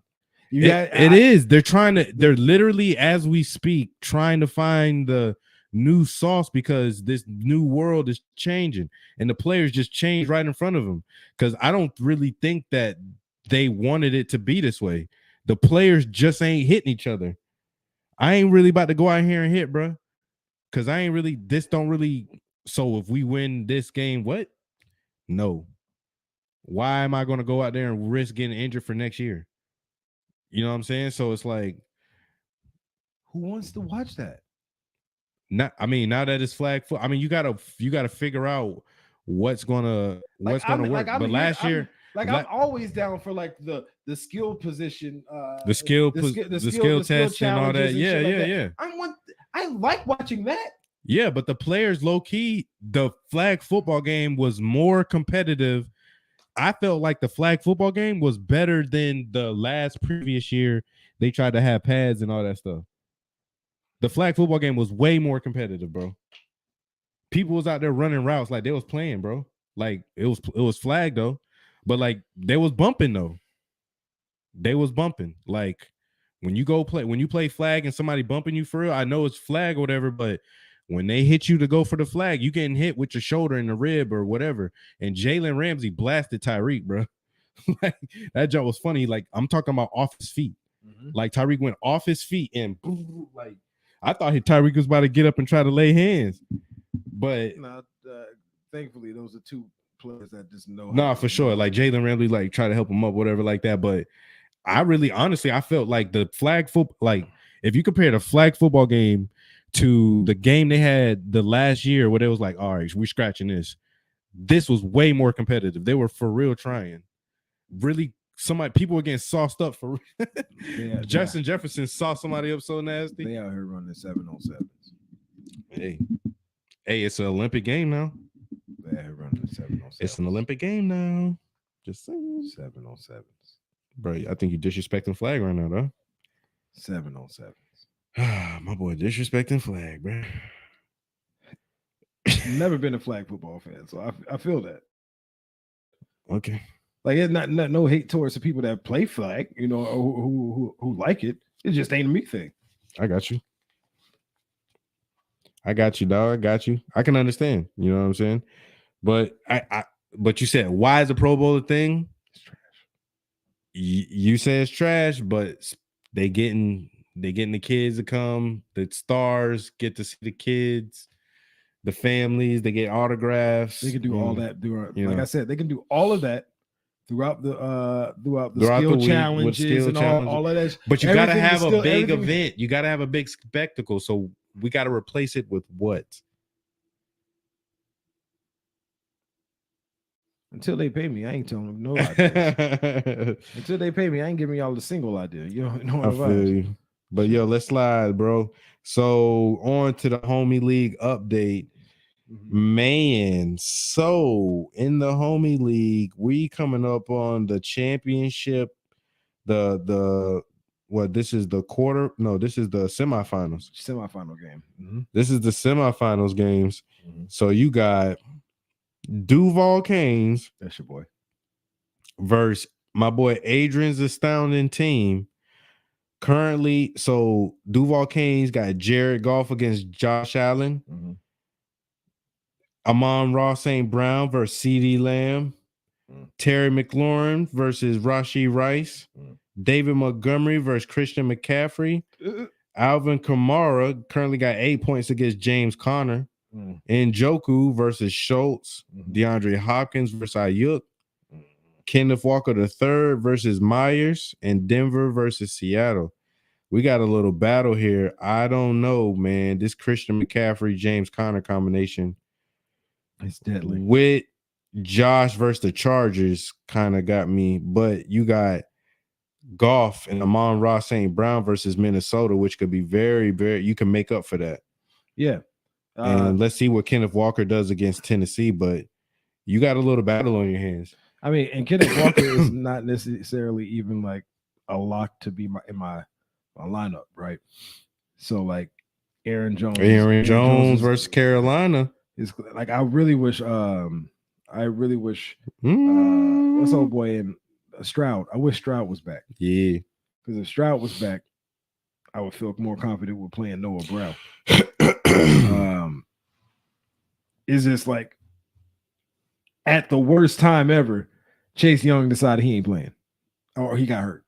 He's out. Noah Brown had 22 points last game. I know. It's against Cleveland. Oh yeah. So I need. Nobody play against Cleveland this year, right? No. So that's why I need Stroud to play. You know what I mean? I'm gonna need him to make them throws. You know what I'm saying? So yeah, and like I got Purdy on the bench, but like he playing Baltimore. You know, McBride been doing this thing. So is Njoku though. They're playing Houston. Oh. McBride playing. Oh no, McBride playing Chicago. All right. Yeah, that's your team. You in the championship, so I ain't in there. Look, man, all I know is the past 2 weeks. I'm just gonna put the last 2 weeks. Njoku has scored the following: 27 and 26 points. Okay. And now you're about to go up against Houston. Okay. Ride Njoku. Pause. Major. Wow. Major. Ooh. No. But your boy McBride got 20 and 22. So McBride might take over that last spot. I ain't gonna front with you. For real. Man, McBride been balling, boy. Real quick, boy. What you know what that double tight end set right there? You better stop playing with me. About to have that Hernandez Gronk. A double tight end set right there, man. You better stop playing with me. No, but no, it's gonna be a really tough matchup. That's a matchup, man. But the next you got the Don don't snuck in. Oh yeah, Don in there. Don snuck in against Quan. Quan tried to call me during the pod. I ain't answer because I don't want to hear nothing he got to say right now. Because he's gonna say some pause worthy things. Well, right now, Quan and Don, they really got a tight looking matchup here. Lamar Jack. So Ryan got Don got Lamar Jackson. Mm-hmm. Quan got Justin Fields. Yeah. Don got Justin Jefferson versus Debo Samuels. Mm-hmm. DJ Moore versus Tyreek Hill. Mm-hmm. Chuba Hubbard versus Kerryon Williams. Mm-hmm. Kyron Williams. Devin Singletary versus Ezekiel Elliott. Sam Laporta versus Kincaid. He still got, oh my gosh. No. I know he hates it. Garrett Wilson versus White. I don't know what's his first name. Rashad White. Amari Cooper versus Jonathan Taylor. First game back. New York Jets defense versus Indianapolis. I don't know about that, Don. I don't know about Garrett Wilson. I'm looking at the rest. Like you can easily. I might put Zay. I might have to put Zay in there. Might have to. But Zay going against San Fran. Might have to. I mean, you got Deontay Johnson down there. Might have to. Lord Jesus. You got Javonte Williams, bro. Like it's because that's a flex spot. You know what I mean? Like you got. Nah. They play in New England. They play in New England, dog. Nah. They play in New England. But what Zay did, dang, Zay had 1 point against Jacksonville. The Rams, but hey, he had 20, 23. He don't usually have too many. It's a 1 point game. Yeah. But he has had a 1 point and a 2 point game. And this is against San Fran. I don't like it. I see it. Yeah. I understand like what he Oh, that sucks. It's a tough scenario for the man. But regardless of our league, we're gonna let you know, guys, go next week how that turns out. How's your other league doing? Because I ain't got no other league. So I magically made the playoffs in one of my leagues, and I'm in the playoffs in another league. Mm-hmm. So I got about 2 bands on the line all together. Sheesh. Yeah. I got 2 bands on the line, brother. I got a 16 game parlay coming up this weekend. Ooh. And what app you using, my brother? Oh, I'm using I don't want to say yet. You don't want to say, you don't want to expose yet. Like, bro, like I ain't trying to like. Can we get the little logo at the bottom of the screen if I say it? You know what I mean? Hey, we got to work towards getting it. You feel me? Hey, man, that's what we putting in right now. I got a hard rock bet, right? Okay, so tell me how it works, brother. So, in this instance, read for the brochure, brother. So, from this situation that I'm currently in, I've selected every game from the NFL weekend. Mm-hmm. I didn't even do point spreads. I just selected winners. Right. Mm-hmm. 16 games, $5 bet. I got a couple upsets in here, so I'll read you off my 16. You tell me if you agree. But but if I hit, we'll talk about that after I tell you who I got. So, firstly, I picked the Rams to win last night, which they did. Right. Mm-hmm. Tomorrow we got several games coming up. We got the Bengals at the Steelers. I took the Bengals. Mm-hmm. We got the Bills at the Chargers. I took the Bills. Okay. We got the Lions at the Falcons. Sorry, those are the only 2 games for tomorrow, by the way. Those 2 games that I just said before, Bengals and Bills. Then we go to Sunday, where we have the Lions at the Vikings. I took the Lions, right? Mm-hmm. Commanders at Jets. I got the Commanders. Seahawks at Titans. I got the Seahawks. Mm-hmm. Colts at Falcons. I got the Colts. Mm-hmm. Packers at Panthers. I got the Packers. Mm-hmm. Browns at Texans. I got the Browns. Mm-hmm. Jaguars at Buccaneers. Mm. Now I placed this bet on Wednesday, just for clarification before we got full information on Trev. But I got the Jaguars. Okay. Right. Here's one of the first, one of the other. I think I've had one upset pick so far, because when I placed this bet, the Commanders were a underdog to the Jets somehow, some way, right? Mm-hmm. So my other underdog pick is I got the Cardinals at the Bears. Mm. For some reason, the Cardinals are underdog going up against the Bears. So that's going to contribute to what this payout is going to look like, right? So I got the Cardinals there. The next underdog I got was the Cowboys to win at the Dolphins. Right. So then I got Patriots versus Broncos. I got the Broncos. Chiefs at Raiders. I got the Chiefs. Giants at Eagles. I got the Giants. Mm-hmm. And then 49ers at Ravens. I got the 49ers. Right? Strong. Right. So $5 bet with a couple of upsets sprinkled in there. 16 game parlay. If every one of these games hit, $13,216. Say that again. $13,216. One more time. $13,216. That was me saying it 3 times to make it come true. Bro, don't let me get to okay. 13 bang. Because I'm gonna be real. I don't know if I will make it to the 4:00 kickoffs. If I'm batting 1,000 by the time we get to the end of the 1:00 games, you can cash out early instead of taking the risk on trying to let the rest of the games play out, right? But if that happens, though, I only have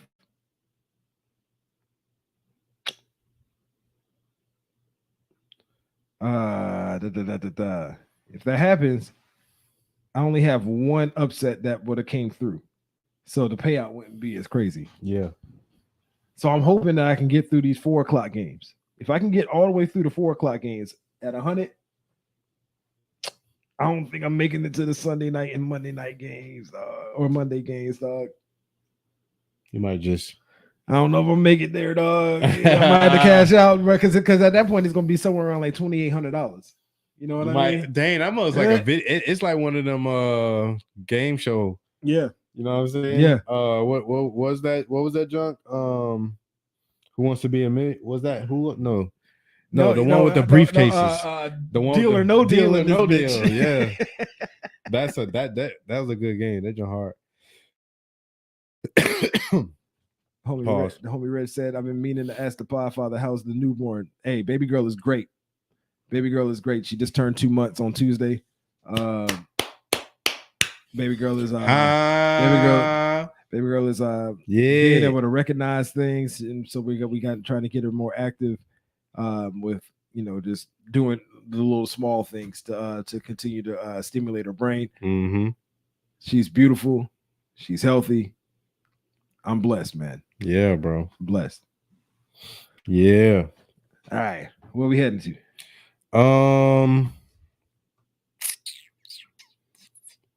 We kind of touched on the MVP and everything. We kind of know how that's gonna work out. Did we? I mean, we kind of touched on it briefly, but because we said the winner of that, we ain't talked about that. We passed that. Oh, we passed it. So Purdy versus Lamar. Purdy versus Lamar, but we also got some other people. Correct. You got your highlight? Oh, no, I don't. Okay. I don't. I didn't download it because I wasn't able to do everybody's. But Oh, okay. But if you need me to. No. Don't worry about it. Say less. Okay. Never mind. If you're already on it. Yeah, I mean, but okay, so we got this big game coming up this weekend. It's obviously the 49ers versus the Ravens.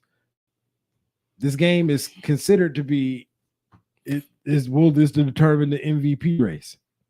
And it depends on who you have as your MVP. Mm-hmm. Because not everybody has the same person for MVP. Mm-hmm. Oh, wait.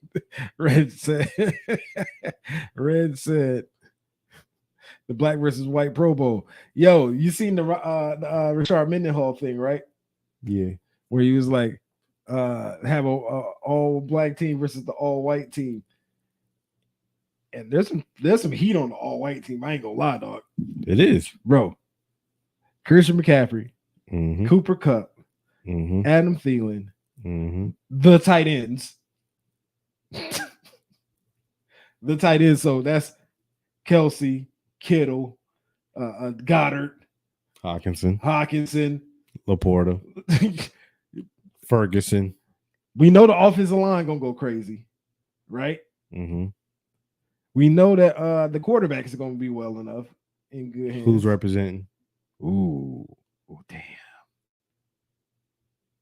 damn. Aaron? I don't. Matt Staff? I mean, it would have to be Stafford because he's healthy. But hold on. Let's keep going. It ain't gonna be Trev. Josh Allen? Potentially Josh Allen. I can see Josh Allen being the one.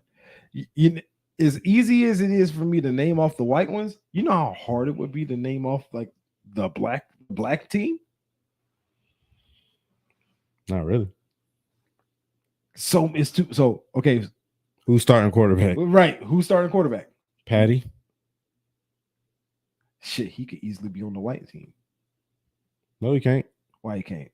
Because he's mixed. For sure, but you know what they're gonna say. No, he's mixed. For sure, but I'm just saying. No. I'm gonna tell you exactly what they would say. Well, he's half white. He's our starting quarterback. Why am I talking like that? He's our starting quarterback.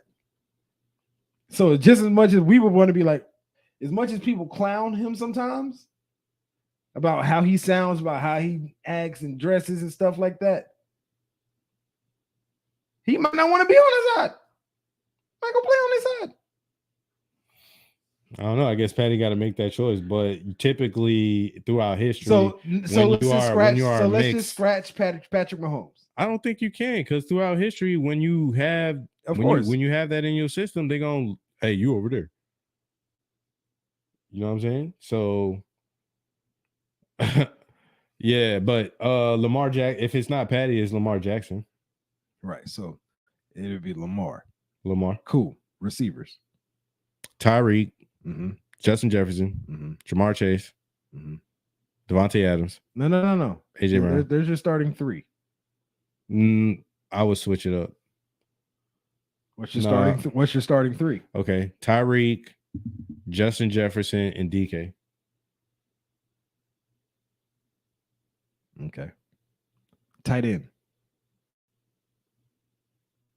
Njoku. Then we got to make sure we got to get a line, because like I don't know of a single black Trent Williams. I don't know. That's all I need. I don't know of a single black center. Don't worry, I'll wait, dog. We'll convert one. Yeah. So we're gonna convert one. So we're gonna have some potentially shaky snaps. We'll figure it out.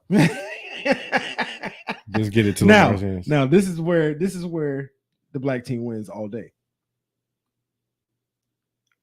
Who gonna guard these receivers? Huh? So starting at corner, Jalen Ramsey on one side and Sauce Gardner on the other. Not on that side of the I need the white defense. Who gonna guard these receivers? Jason Sehorn. We're gonna have to go historic. Wingard. We're gonna have to go historic. Jacksonville got Wingard. Yeah. John Lynch. Bro, this ain't all time. We talking right now, dog. Who gonna guard these dudes? And we just gonna bomb it on your bitch asses. It's going deep, boy. What you talking about? Every damn play. Tyreek gonna eat on y'all, eat off y'all, bro. Running backs, Derrick Henry, That's where I was saying Kamara. That's why I was saying it'd be more tough. Saquon. Because you're naming a bunch of players, but who's your starter? Saquon. I'm starting Saquon. Who's your backup? Derek. You ain't gonna have no change of pace back. Saquon. Saquon can change. That's all you need.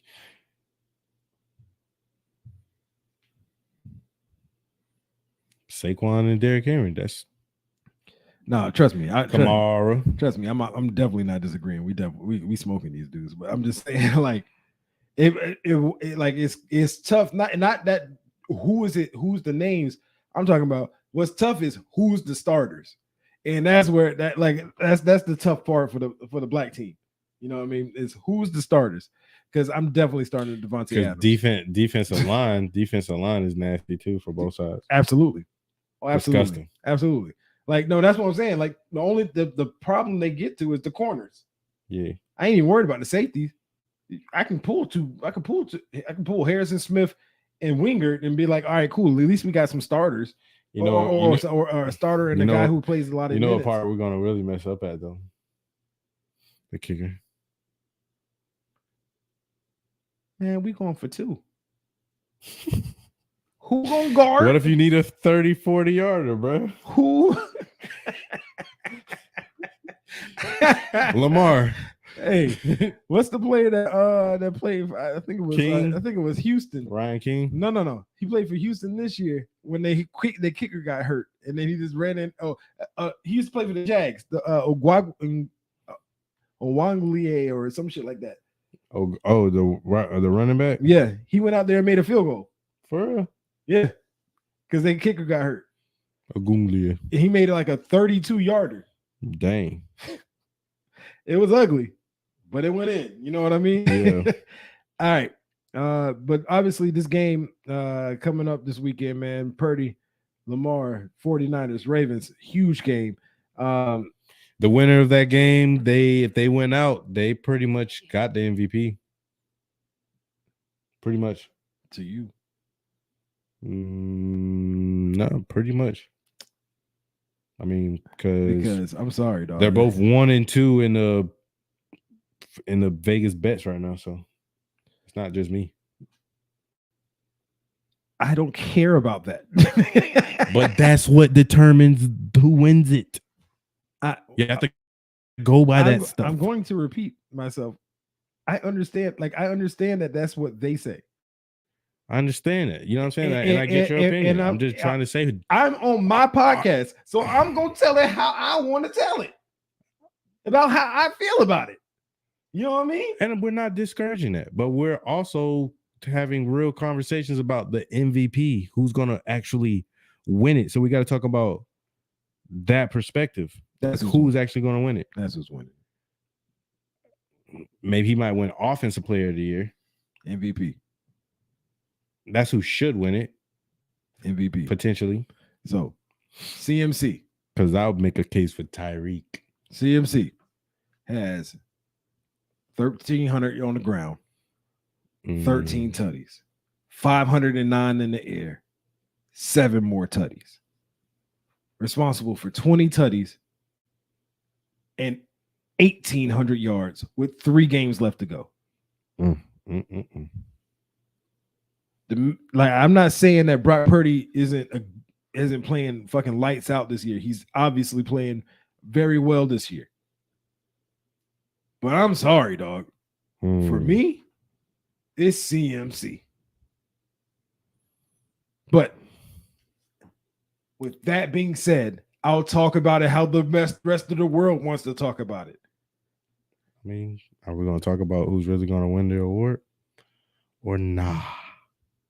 I thought we were talking about who we think should win it.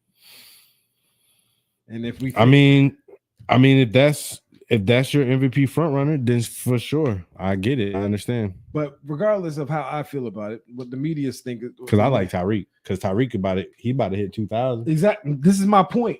That's my point. My point is ain't nobody ever did it ain't gotta be one of these fucking quarterbacks.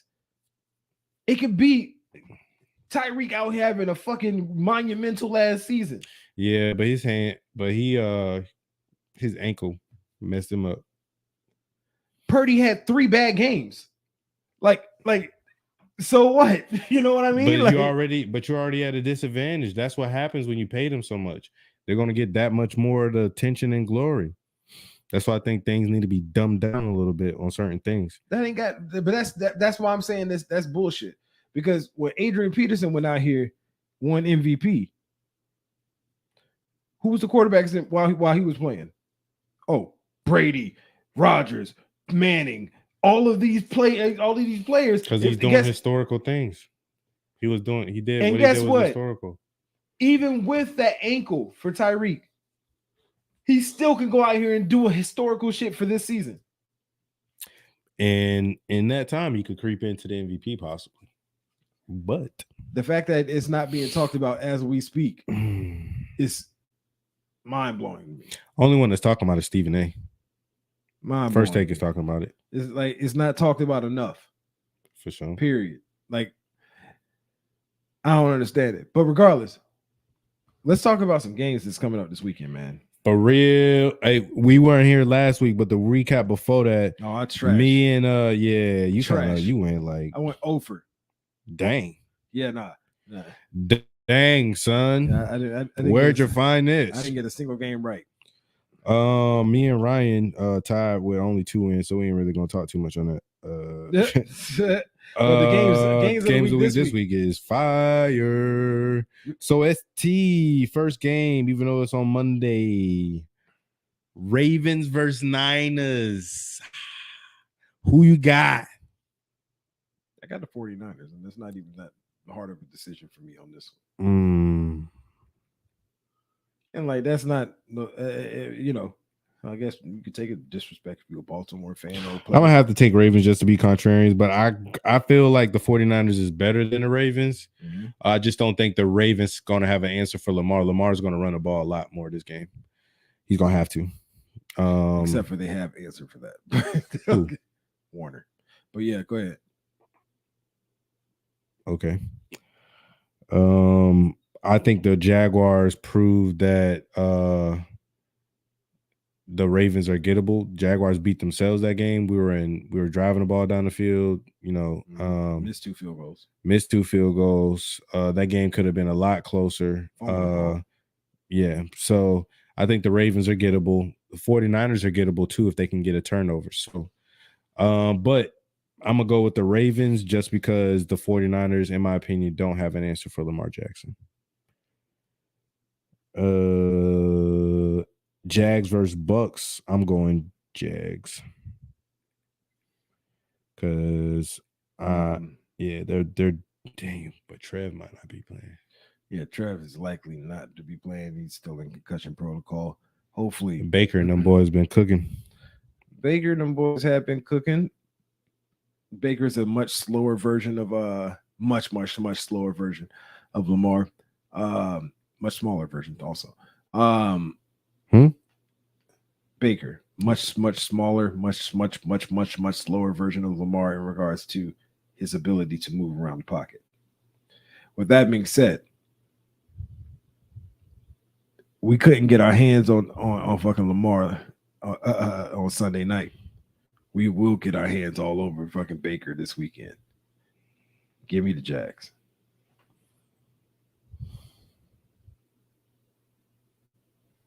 Jags.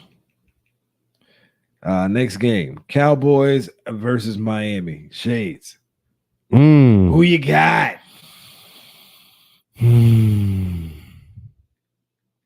I'm gonna have to go Miami because Cowboys got a problem stopping the run, and I think Mike McDaniels they're like 2 or 3 in rushing, so I think they're about to run the ball down their throat. Pause. I'm going with Cowgirls. Why? I think as much as Ramsey is that dog, CD has been having a sneaky hell of a great season this year too. You know what I mean? He's number 2 in fantasy. Brandon Cooks has been having a pretty decent year this year down over there in Dallas. You know what I mean? I think their offensive line is still going to be able to handle some of that decent defensive front for Miami, who's missing Jalen Phillips out for the rest of the year on the defensive line. Yeah, like I just see, and nah, they still got Bradley Chubb, so that's nothing to sleep on. But the I'm rolling with them strictly because they needed the more. They needed more. Mm-hmm.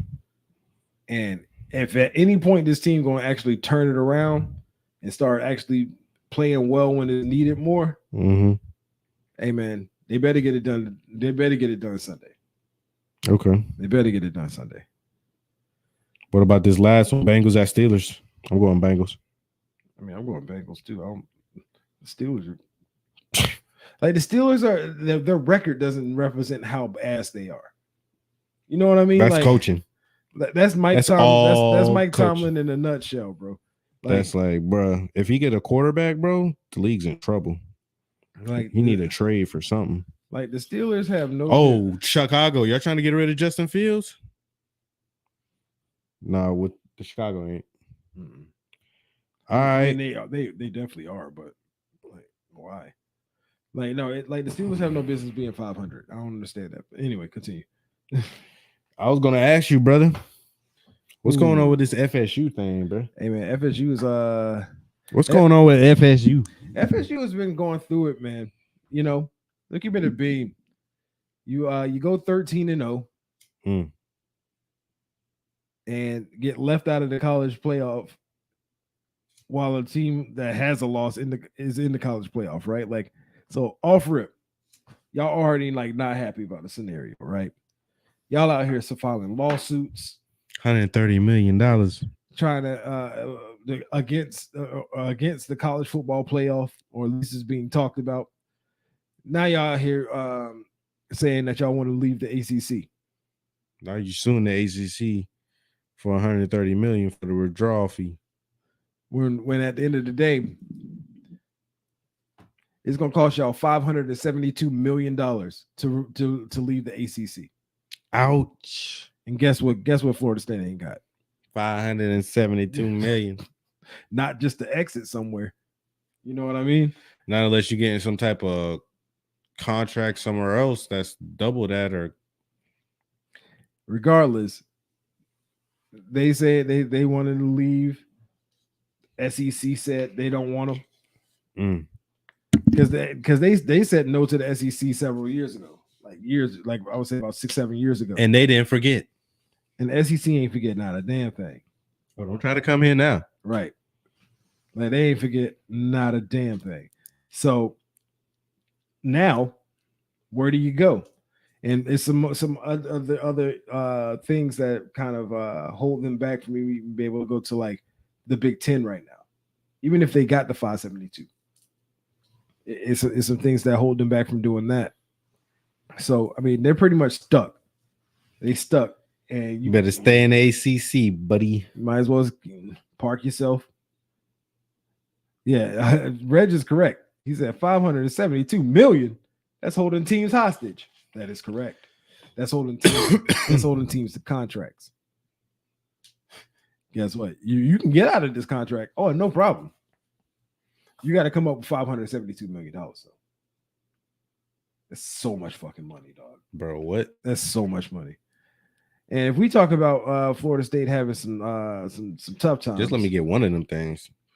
Facts.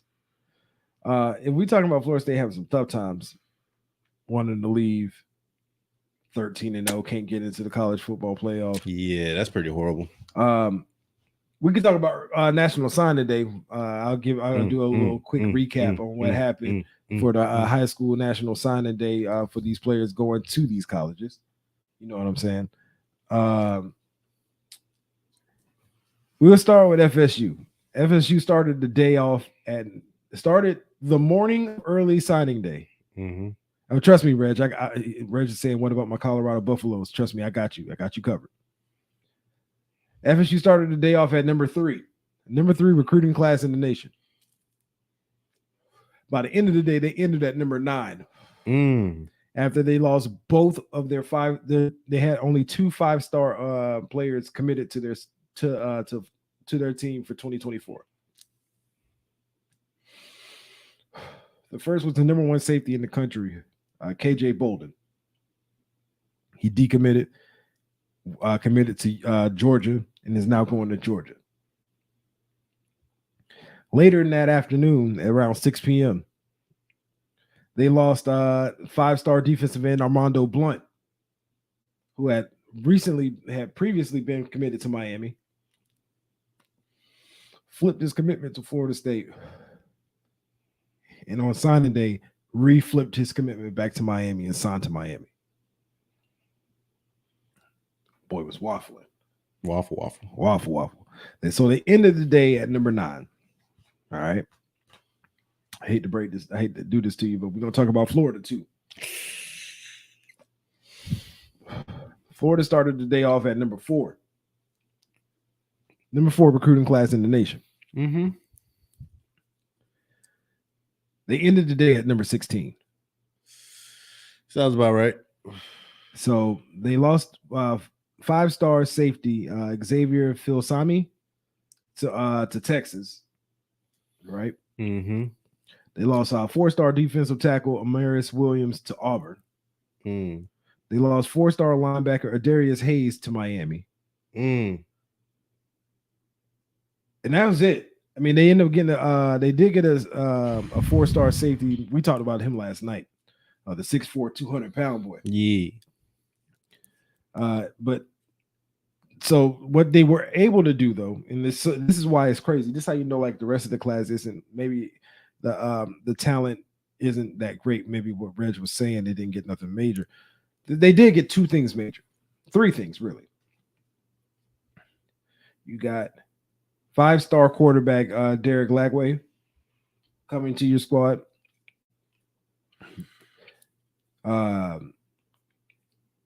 Who's the other 5-star? I want to pull it up because I don't want to discredit what the fuck y'all boys been out here doing. Man, it's all good. You ain't even got to give us too much credit because Napier ain't gonna coach him up, right? I mean, well, we know. I don't want to put negativity into the world like that, but you're doing it though. I am doing it, but I'm just going based off what I see. I mean, I've seen it for 2 years now. So just to say what it is, the number 2 quarterback in the country, DJ Lagway.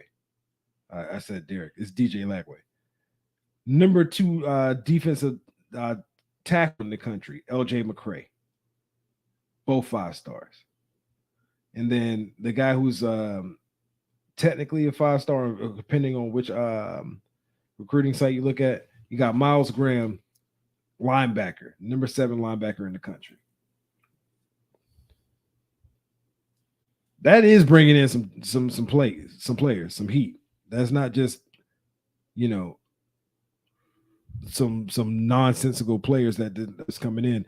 The problem is that the number of, like, okay, you have 1, 2, 3, 4, 5, 6, 7 4-stars, 2 5-stars, and the rest are 3 stars. That's where it starts getting rough. You know what I mean? Because you have a total of 18 commits, and 9 of them, half of them are 4 and 5 stars. The rest of them are just 3 stars or preferred walk-ons. And that's not acceptable. So I agree. Billy gonna have to get the fuck about the paint. And that's what we're hearing a lot from Florida fans over there on Twitter is Napier gotta go. Is Florida NIL collective giving up the bags? They should be. Like, I mean, we got a lot of, like, I could talk about Miami. I could talk about Miami's early signing day, and trust me, anytime Miami gets anybody, everybody just assumes we pay them, but then they also call us broke. And I don't understand which one are we. Which one is it? Trust me, we hear broke a lot, poverty program a lot. But we started off the day at number 8 on the recruiting team rankings. And we ended the day at number 3. How do we do this? Well, first of all, we lost a player during the recruiting class. We lost 4-star running back Kevin Riley. He went to Alabama. Now the funny thing is, if you look on the front of his jersey, his high school jersey, it just says Tuscaloosa. Like, why the hell did we recruit this man? You know what I mean? But losing him, we knew that he was leaving. So what did we do? We picked up 4-star running back Jordan Lau, not transfer, but decommitted from Ohio State, came over to Miami. We then picked up 5-star defensive tackle Justin Scott, decommitted from Ohio State, came to Miami. Then we got 5-star defensive end Armando Blunt, decommitted from Florida State, came to Miami. Dang. Then we get 4-star linebacker Adarius Hayes, decommitted from Florida, came to Miami. That's messed up. Hayes. It was crazy how we come off a 7-5 season and we can get the number 3 recruiting class. Your boys got a gift of the gab. And some money. Last year we had the number 7 recruiting class coming off of a 5-7 season. Like, now that you're getting the players that are necessary to turn those some of those close losses into decisive wins, you have to recruit that. You have to get that from the portal. That's all important. Exactly. And that's how we're recruiting at 7-5. Like, don't let us win for real. You know what I mean? Because then if y'all had number 3 already, if we were out here winning for real, the number one recruit in the nation, Jeremiah Smith, wouldn't have signed with Ohio State. He would have signed with Miami. He was a receiver. He's a receiver out of Chaminade Madonna in Miami, in Opelika, I should say. And his teammate is a receiver that's just committed to Miami, right? Or just signed to Miami. Number 1 player in the country. He gets to the ceremony. I watched this thing live. He had a black bag with him, like a lids bag. You know what I'm saying? And he goes up there and he reconfirms his commitment to Ohio State. Right. He does an interview with the media that's there, and he says, "I had 2 hats in that bag. Obviously, Ohio State, and a Miami hat." And I waffled between the decision up until 2 minutes before I made it. That was what he said. Don't let us start winning. Don't let us start winning. Because if we do, it's over, dog. You know what I mean? Because you automatically got him with the city.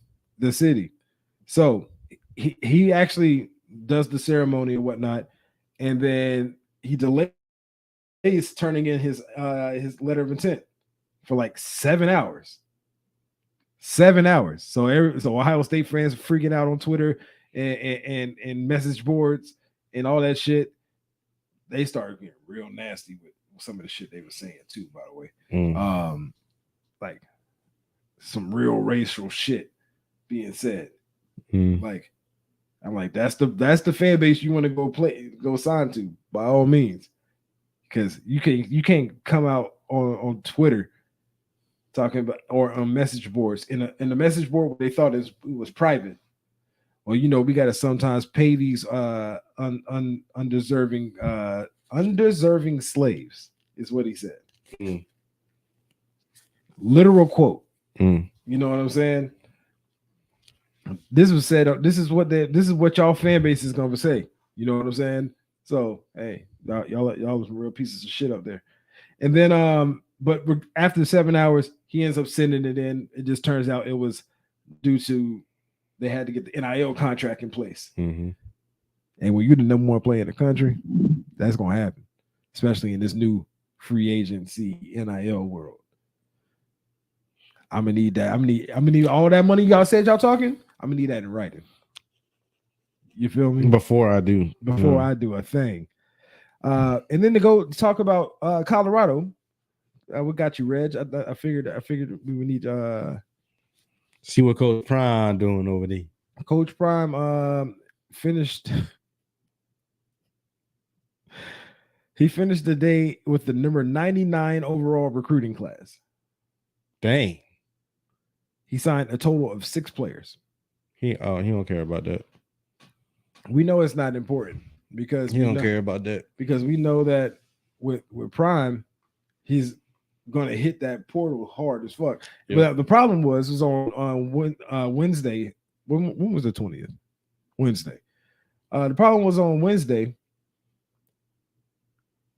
His number one recruit, the number one offensive tackle, I should say, in the country, who had committed to him on Undisputed, hadn't signed. You know what I mean? So I'm like, oh shit. Then you get here like Maryland and some other schools coming out. But then thankfully, for Coach Prime and for Colorado fans, the number one offensive tackle sent in his letter of intent today. So he's going to Colorado, which is great because we knew that they need the offensive line out there. You know what I mean? Yeah. You need an offensive line out there. You know what I'm saying? But regardless of the recruiting class itself, we got a homie E in the building. Hold up. Let me throw. Eat a lot. I'm going to throw some air horns in this motherfucker because you know what's happening, bro. Yeah, you know. And then, like I said, you know, Coach Prime is going to absolutely hit that transfer portal. So, Reg himself, you know, let me see, top transfer portal team rankings or some shit like that. Top football transfers. Cool. I don't know if he's number one in the transfer portal, but they are getting good players that are going to start moving in that direction, right? Like they getting a defensive lineman from LSU transfer, a 4-star defensive lineman from LSU transferring over there, 4-star wide receiver that just transferred over there. You know what I mean? Like they're starting to get better talent through the transfer portal. That's great. Quickly. You're also going to have to start recruiting. You have to recruit the high school players. You have to. You have to. Like you can't have a class that's 6 people deep, dog. That's insane. You know what I mean? Like that don't make no damn sense. That's not long-term success at all. So like you got to do better than that. Now, like I said, they got a bunch of transfers. Like, all right, so that's a bunch of transfers that they got incoming. 16 new players pulling up. Dang. In the portal. And then plus you add the 6 guys from the high school ranks, and then that's how you end up with 22. You know what I mean? That's how I mean, he wasn't really. I mean, like you identify we're not really doing stuff in the high school realm, but in that JUCO world or in the transfer portal period, Prime doing his thing, you know, because he needs a quick turnaround because he got his sons and he got Travis Hunter trying to come back for the senior year to try to like make a push for. I think they were trying to go for the championship. Honestly, yeah, but the thing is like now they're moving over to what Pac, not in the Pac-12 no more. They're Big Ten. Now you got to also play Ohio State and Michigan. I don't know if you want that smoke now, boy. Now you gotta play them boys. It ain't finna be. Oh, is it Big 12 that they're going to? Oh, they're going to Big 12? Oh, then that's much better. Yeah, that's way better. Much better. Then you don't have to play Ohio State and boys. Okay, cool. Thank you for the correction, Reg. Got me out here sounding foolish. All right. What else we got, man? Let me see what else we got, yo. We can talk a little bit of NBA action real quick. Yeah. You know, you got your boy Ja coming back last night. That boy nasty. Yeah. He back focused. So he had a really good game. Said he keeping receipts. Like what receipts can be kept, bro? That's what he said. You did the dumb shit. Like that's what he's saying. He's saying he keeping receipts of the people that was not believing in him, saying that the Grizzlies should move on from him. That the Grizzlies played better without him last year, and first of all, players like that, they're gonna take any and everything that they can to use as fuel and ammunition and use it to try to make a miraculous comeback and blame it on the hate and fueled. Fueled by all the hate. Yeah. I understand that. But you did do the dumb shit. Yeah, for sure. Like anybody tell you to grab no gun and hold it. And then do it again after you got caught the first time. Like not even that you were doing, not even that you got arrested. It was your team saying, hey, don't do this again. Like, we don't want that as a representation. And then you go and do it again. Like, bro, what else you want? Like, you did that. Nobody else. So, like, yeah, while you can say you got the fuel, and I respect the fact that you're going to find a way to motivate yourself once you get out there on that court. Mm-hmm. Keep that to yourself. Yeah, bro. Come on, Ja. You don't have to say that. Come on, Ja. You already had the perfect PR sitting right out there for you without saying something dumb. You had the perfect PR. You had your daughter with you. Mm-hmm. You know how easy it is for people to just be like, oh, okay, he's a family man now.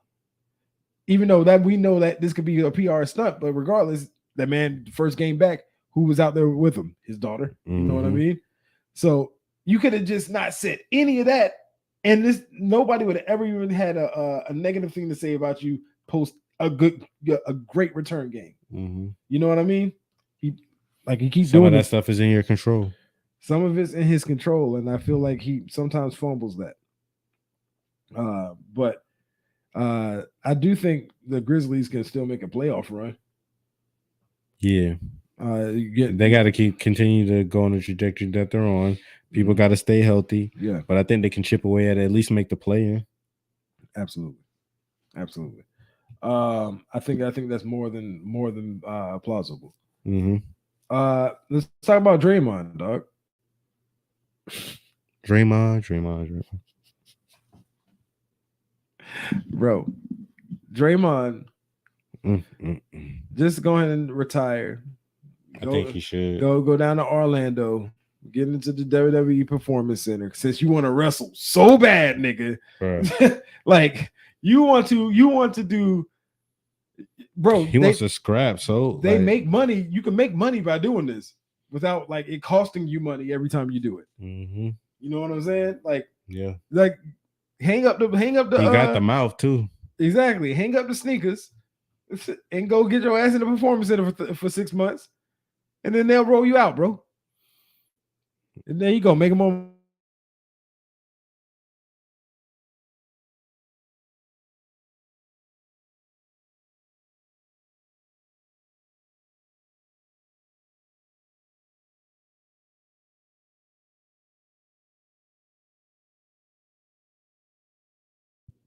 Cause like that don't be making no damn sense to me. Like Rich said raising the banner was weak. Adam Silver made him do it. The commissioner made him do that. I don't think raising the banner was weak. It's the first banner. It's the first banner for the in-season tournament. But they're gonna have to raise it because they're gonna have to promote it. The NBA is trying to promote that. Yeah. And it did pretty good because it kept everything interested. It kept the players competitive. It was like a playoff like atmosphere during November, December time frame. So all good, Reg. Yeah, no, it's definitely was just it's the first in season tournament. The league gonna force them to the league definitely forced them to do that. Hands was tied behind their back, like they ain't had no chance but to. Hey, just so you know, you definitely putting that up there, right? Yeah. Yeah, go ahead. Right. That wasn't a question. That was a very strongly suggested statement there. You know what I mean? That's pretty much what they were saying. Yeah. And Reg is saying he enjoyed the format. I did too. I think what it did was it made December basketball enjoyable. Yeah. You know what I mean? Like, and by enjoyable, I mean it's not like, oh yeah, we can just turn the game on real quick. You know what I mean? No, it's like, oh, it's appointment television. You know, who's gonna be the one to finish to win that bitch? And of course, it was gonna be LeBron. Of course. Of course, it was going to be LeBron. He cared about it the most. He treated it like a playoff game. Yeah. He treated it like a playoff game. My dog said, "Hey man, I gotta be the first. Hey man, say man. I gotta be first to do something for real." All right. But yeah, no, Draymond, get your ass in the WWE ring and stop playing with these people, man. I think he needs more than that, bro. Because this ain't gonna stop. I mean, because you gotta pretty much just control it. Because you can't. It's kind of like what Gilbert Arenas said. Mm-hmm. Y'all wanted me to stop being Gil or the Agent Zero, and then when I did that, that gave you this guy.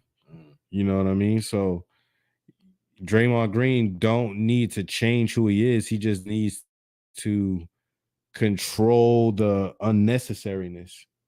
You know, you still be, hard in the paint, like play hard defense, go after the ball. My thing is, I think he should do the reverse. He should be the one antagonizing people and then like hold his hands up. Like hold your hand. Oh, I ain't do nothing.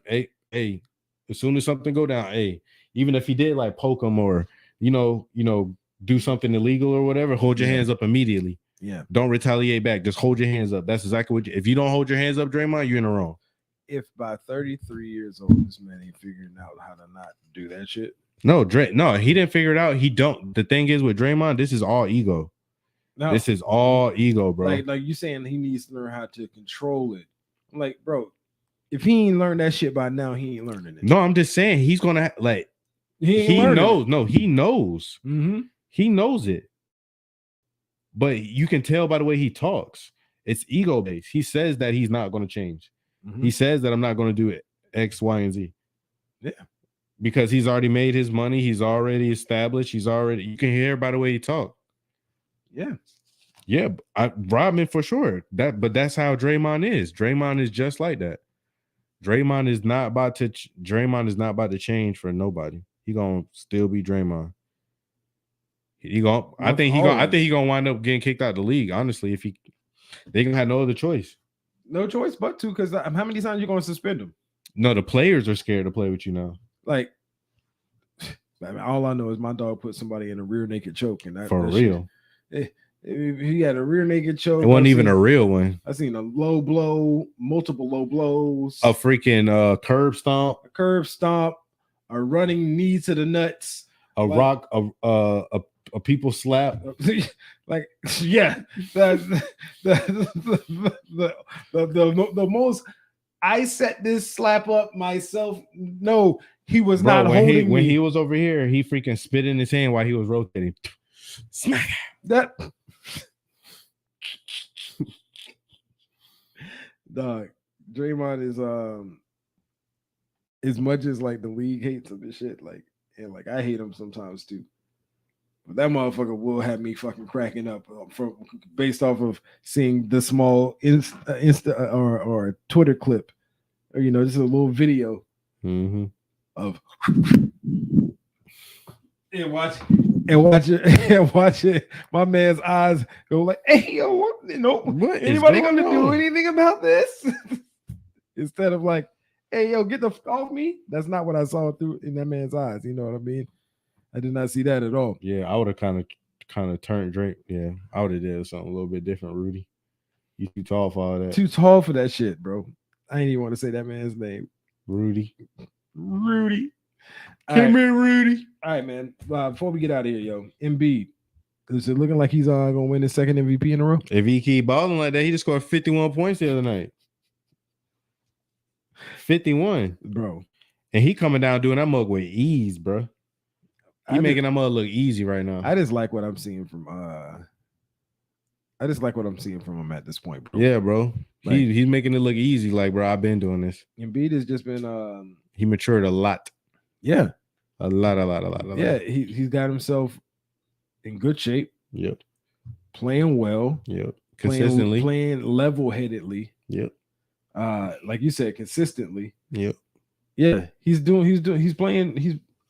And Tyrese, he's comfortable. And Tyrese Maxey has blossomed. Yeah, he's here. He's comfortable. And when you got a motherfucker that big, that's comfortable, who can dominate in any game. That's what I think he's gonna go down as one of the best big men of all time. Yeah, you just if gotta he stay keeps healthy. going, if he stays healthy long enough. Gotta stay healthy. Because who's able to do what he did as a big man? I mean, now you got the Joker, but that's new age. But back in the past, I mean, Olajuwon maybe. Yeah, but skill, talent wise, like, bro, he can dribble, shoot, pass, defend, shoot the three, mid range, down low, spin action. Yeah, the hook shot, and be nasty, man. And be the supremely nasty, dog. For real. But yo, you got any shout outs on? Shout out, wifey. Shout out, you dig, baby girl. Shout out the homies. The Don. Appreciate you, dog. Homie P Dot, you know what it is, man. P Dot, G Dot. You know what I mean? Shout out to the homie Mike Beasy. Beasy, Queen Amanda.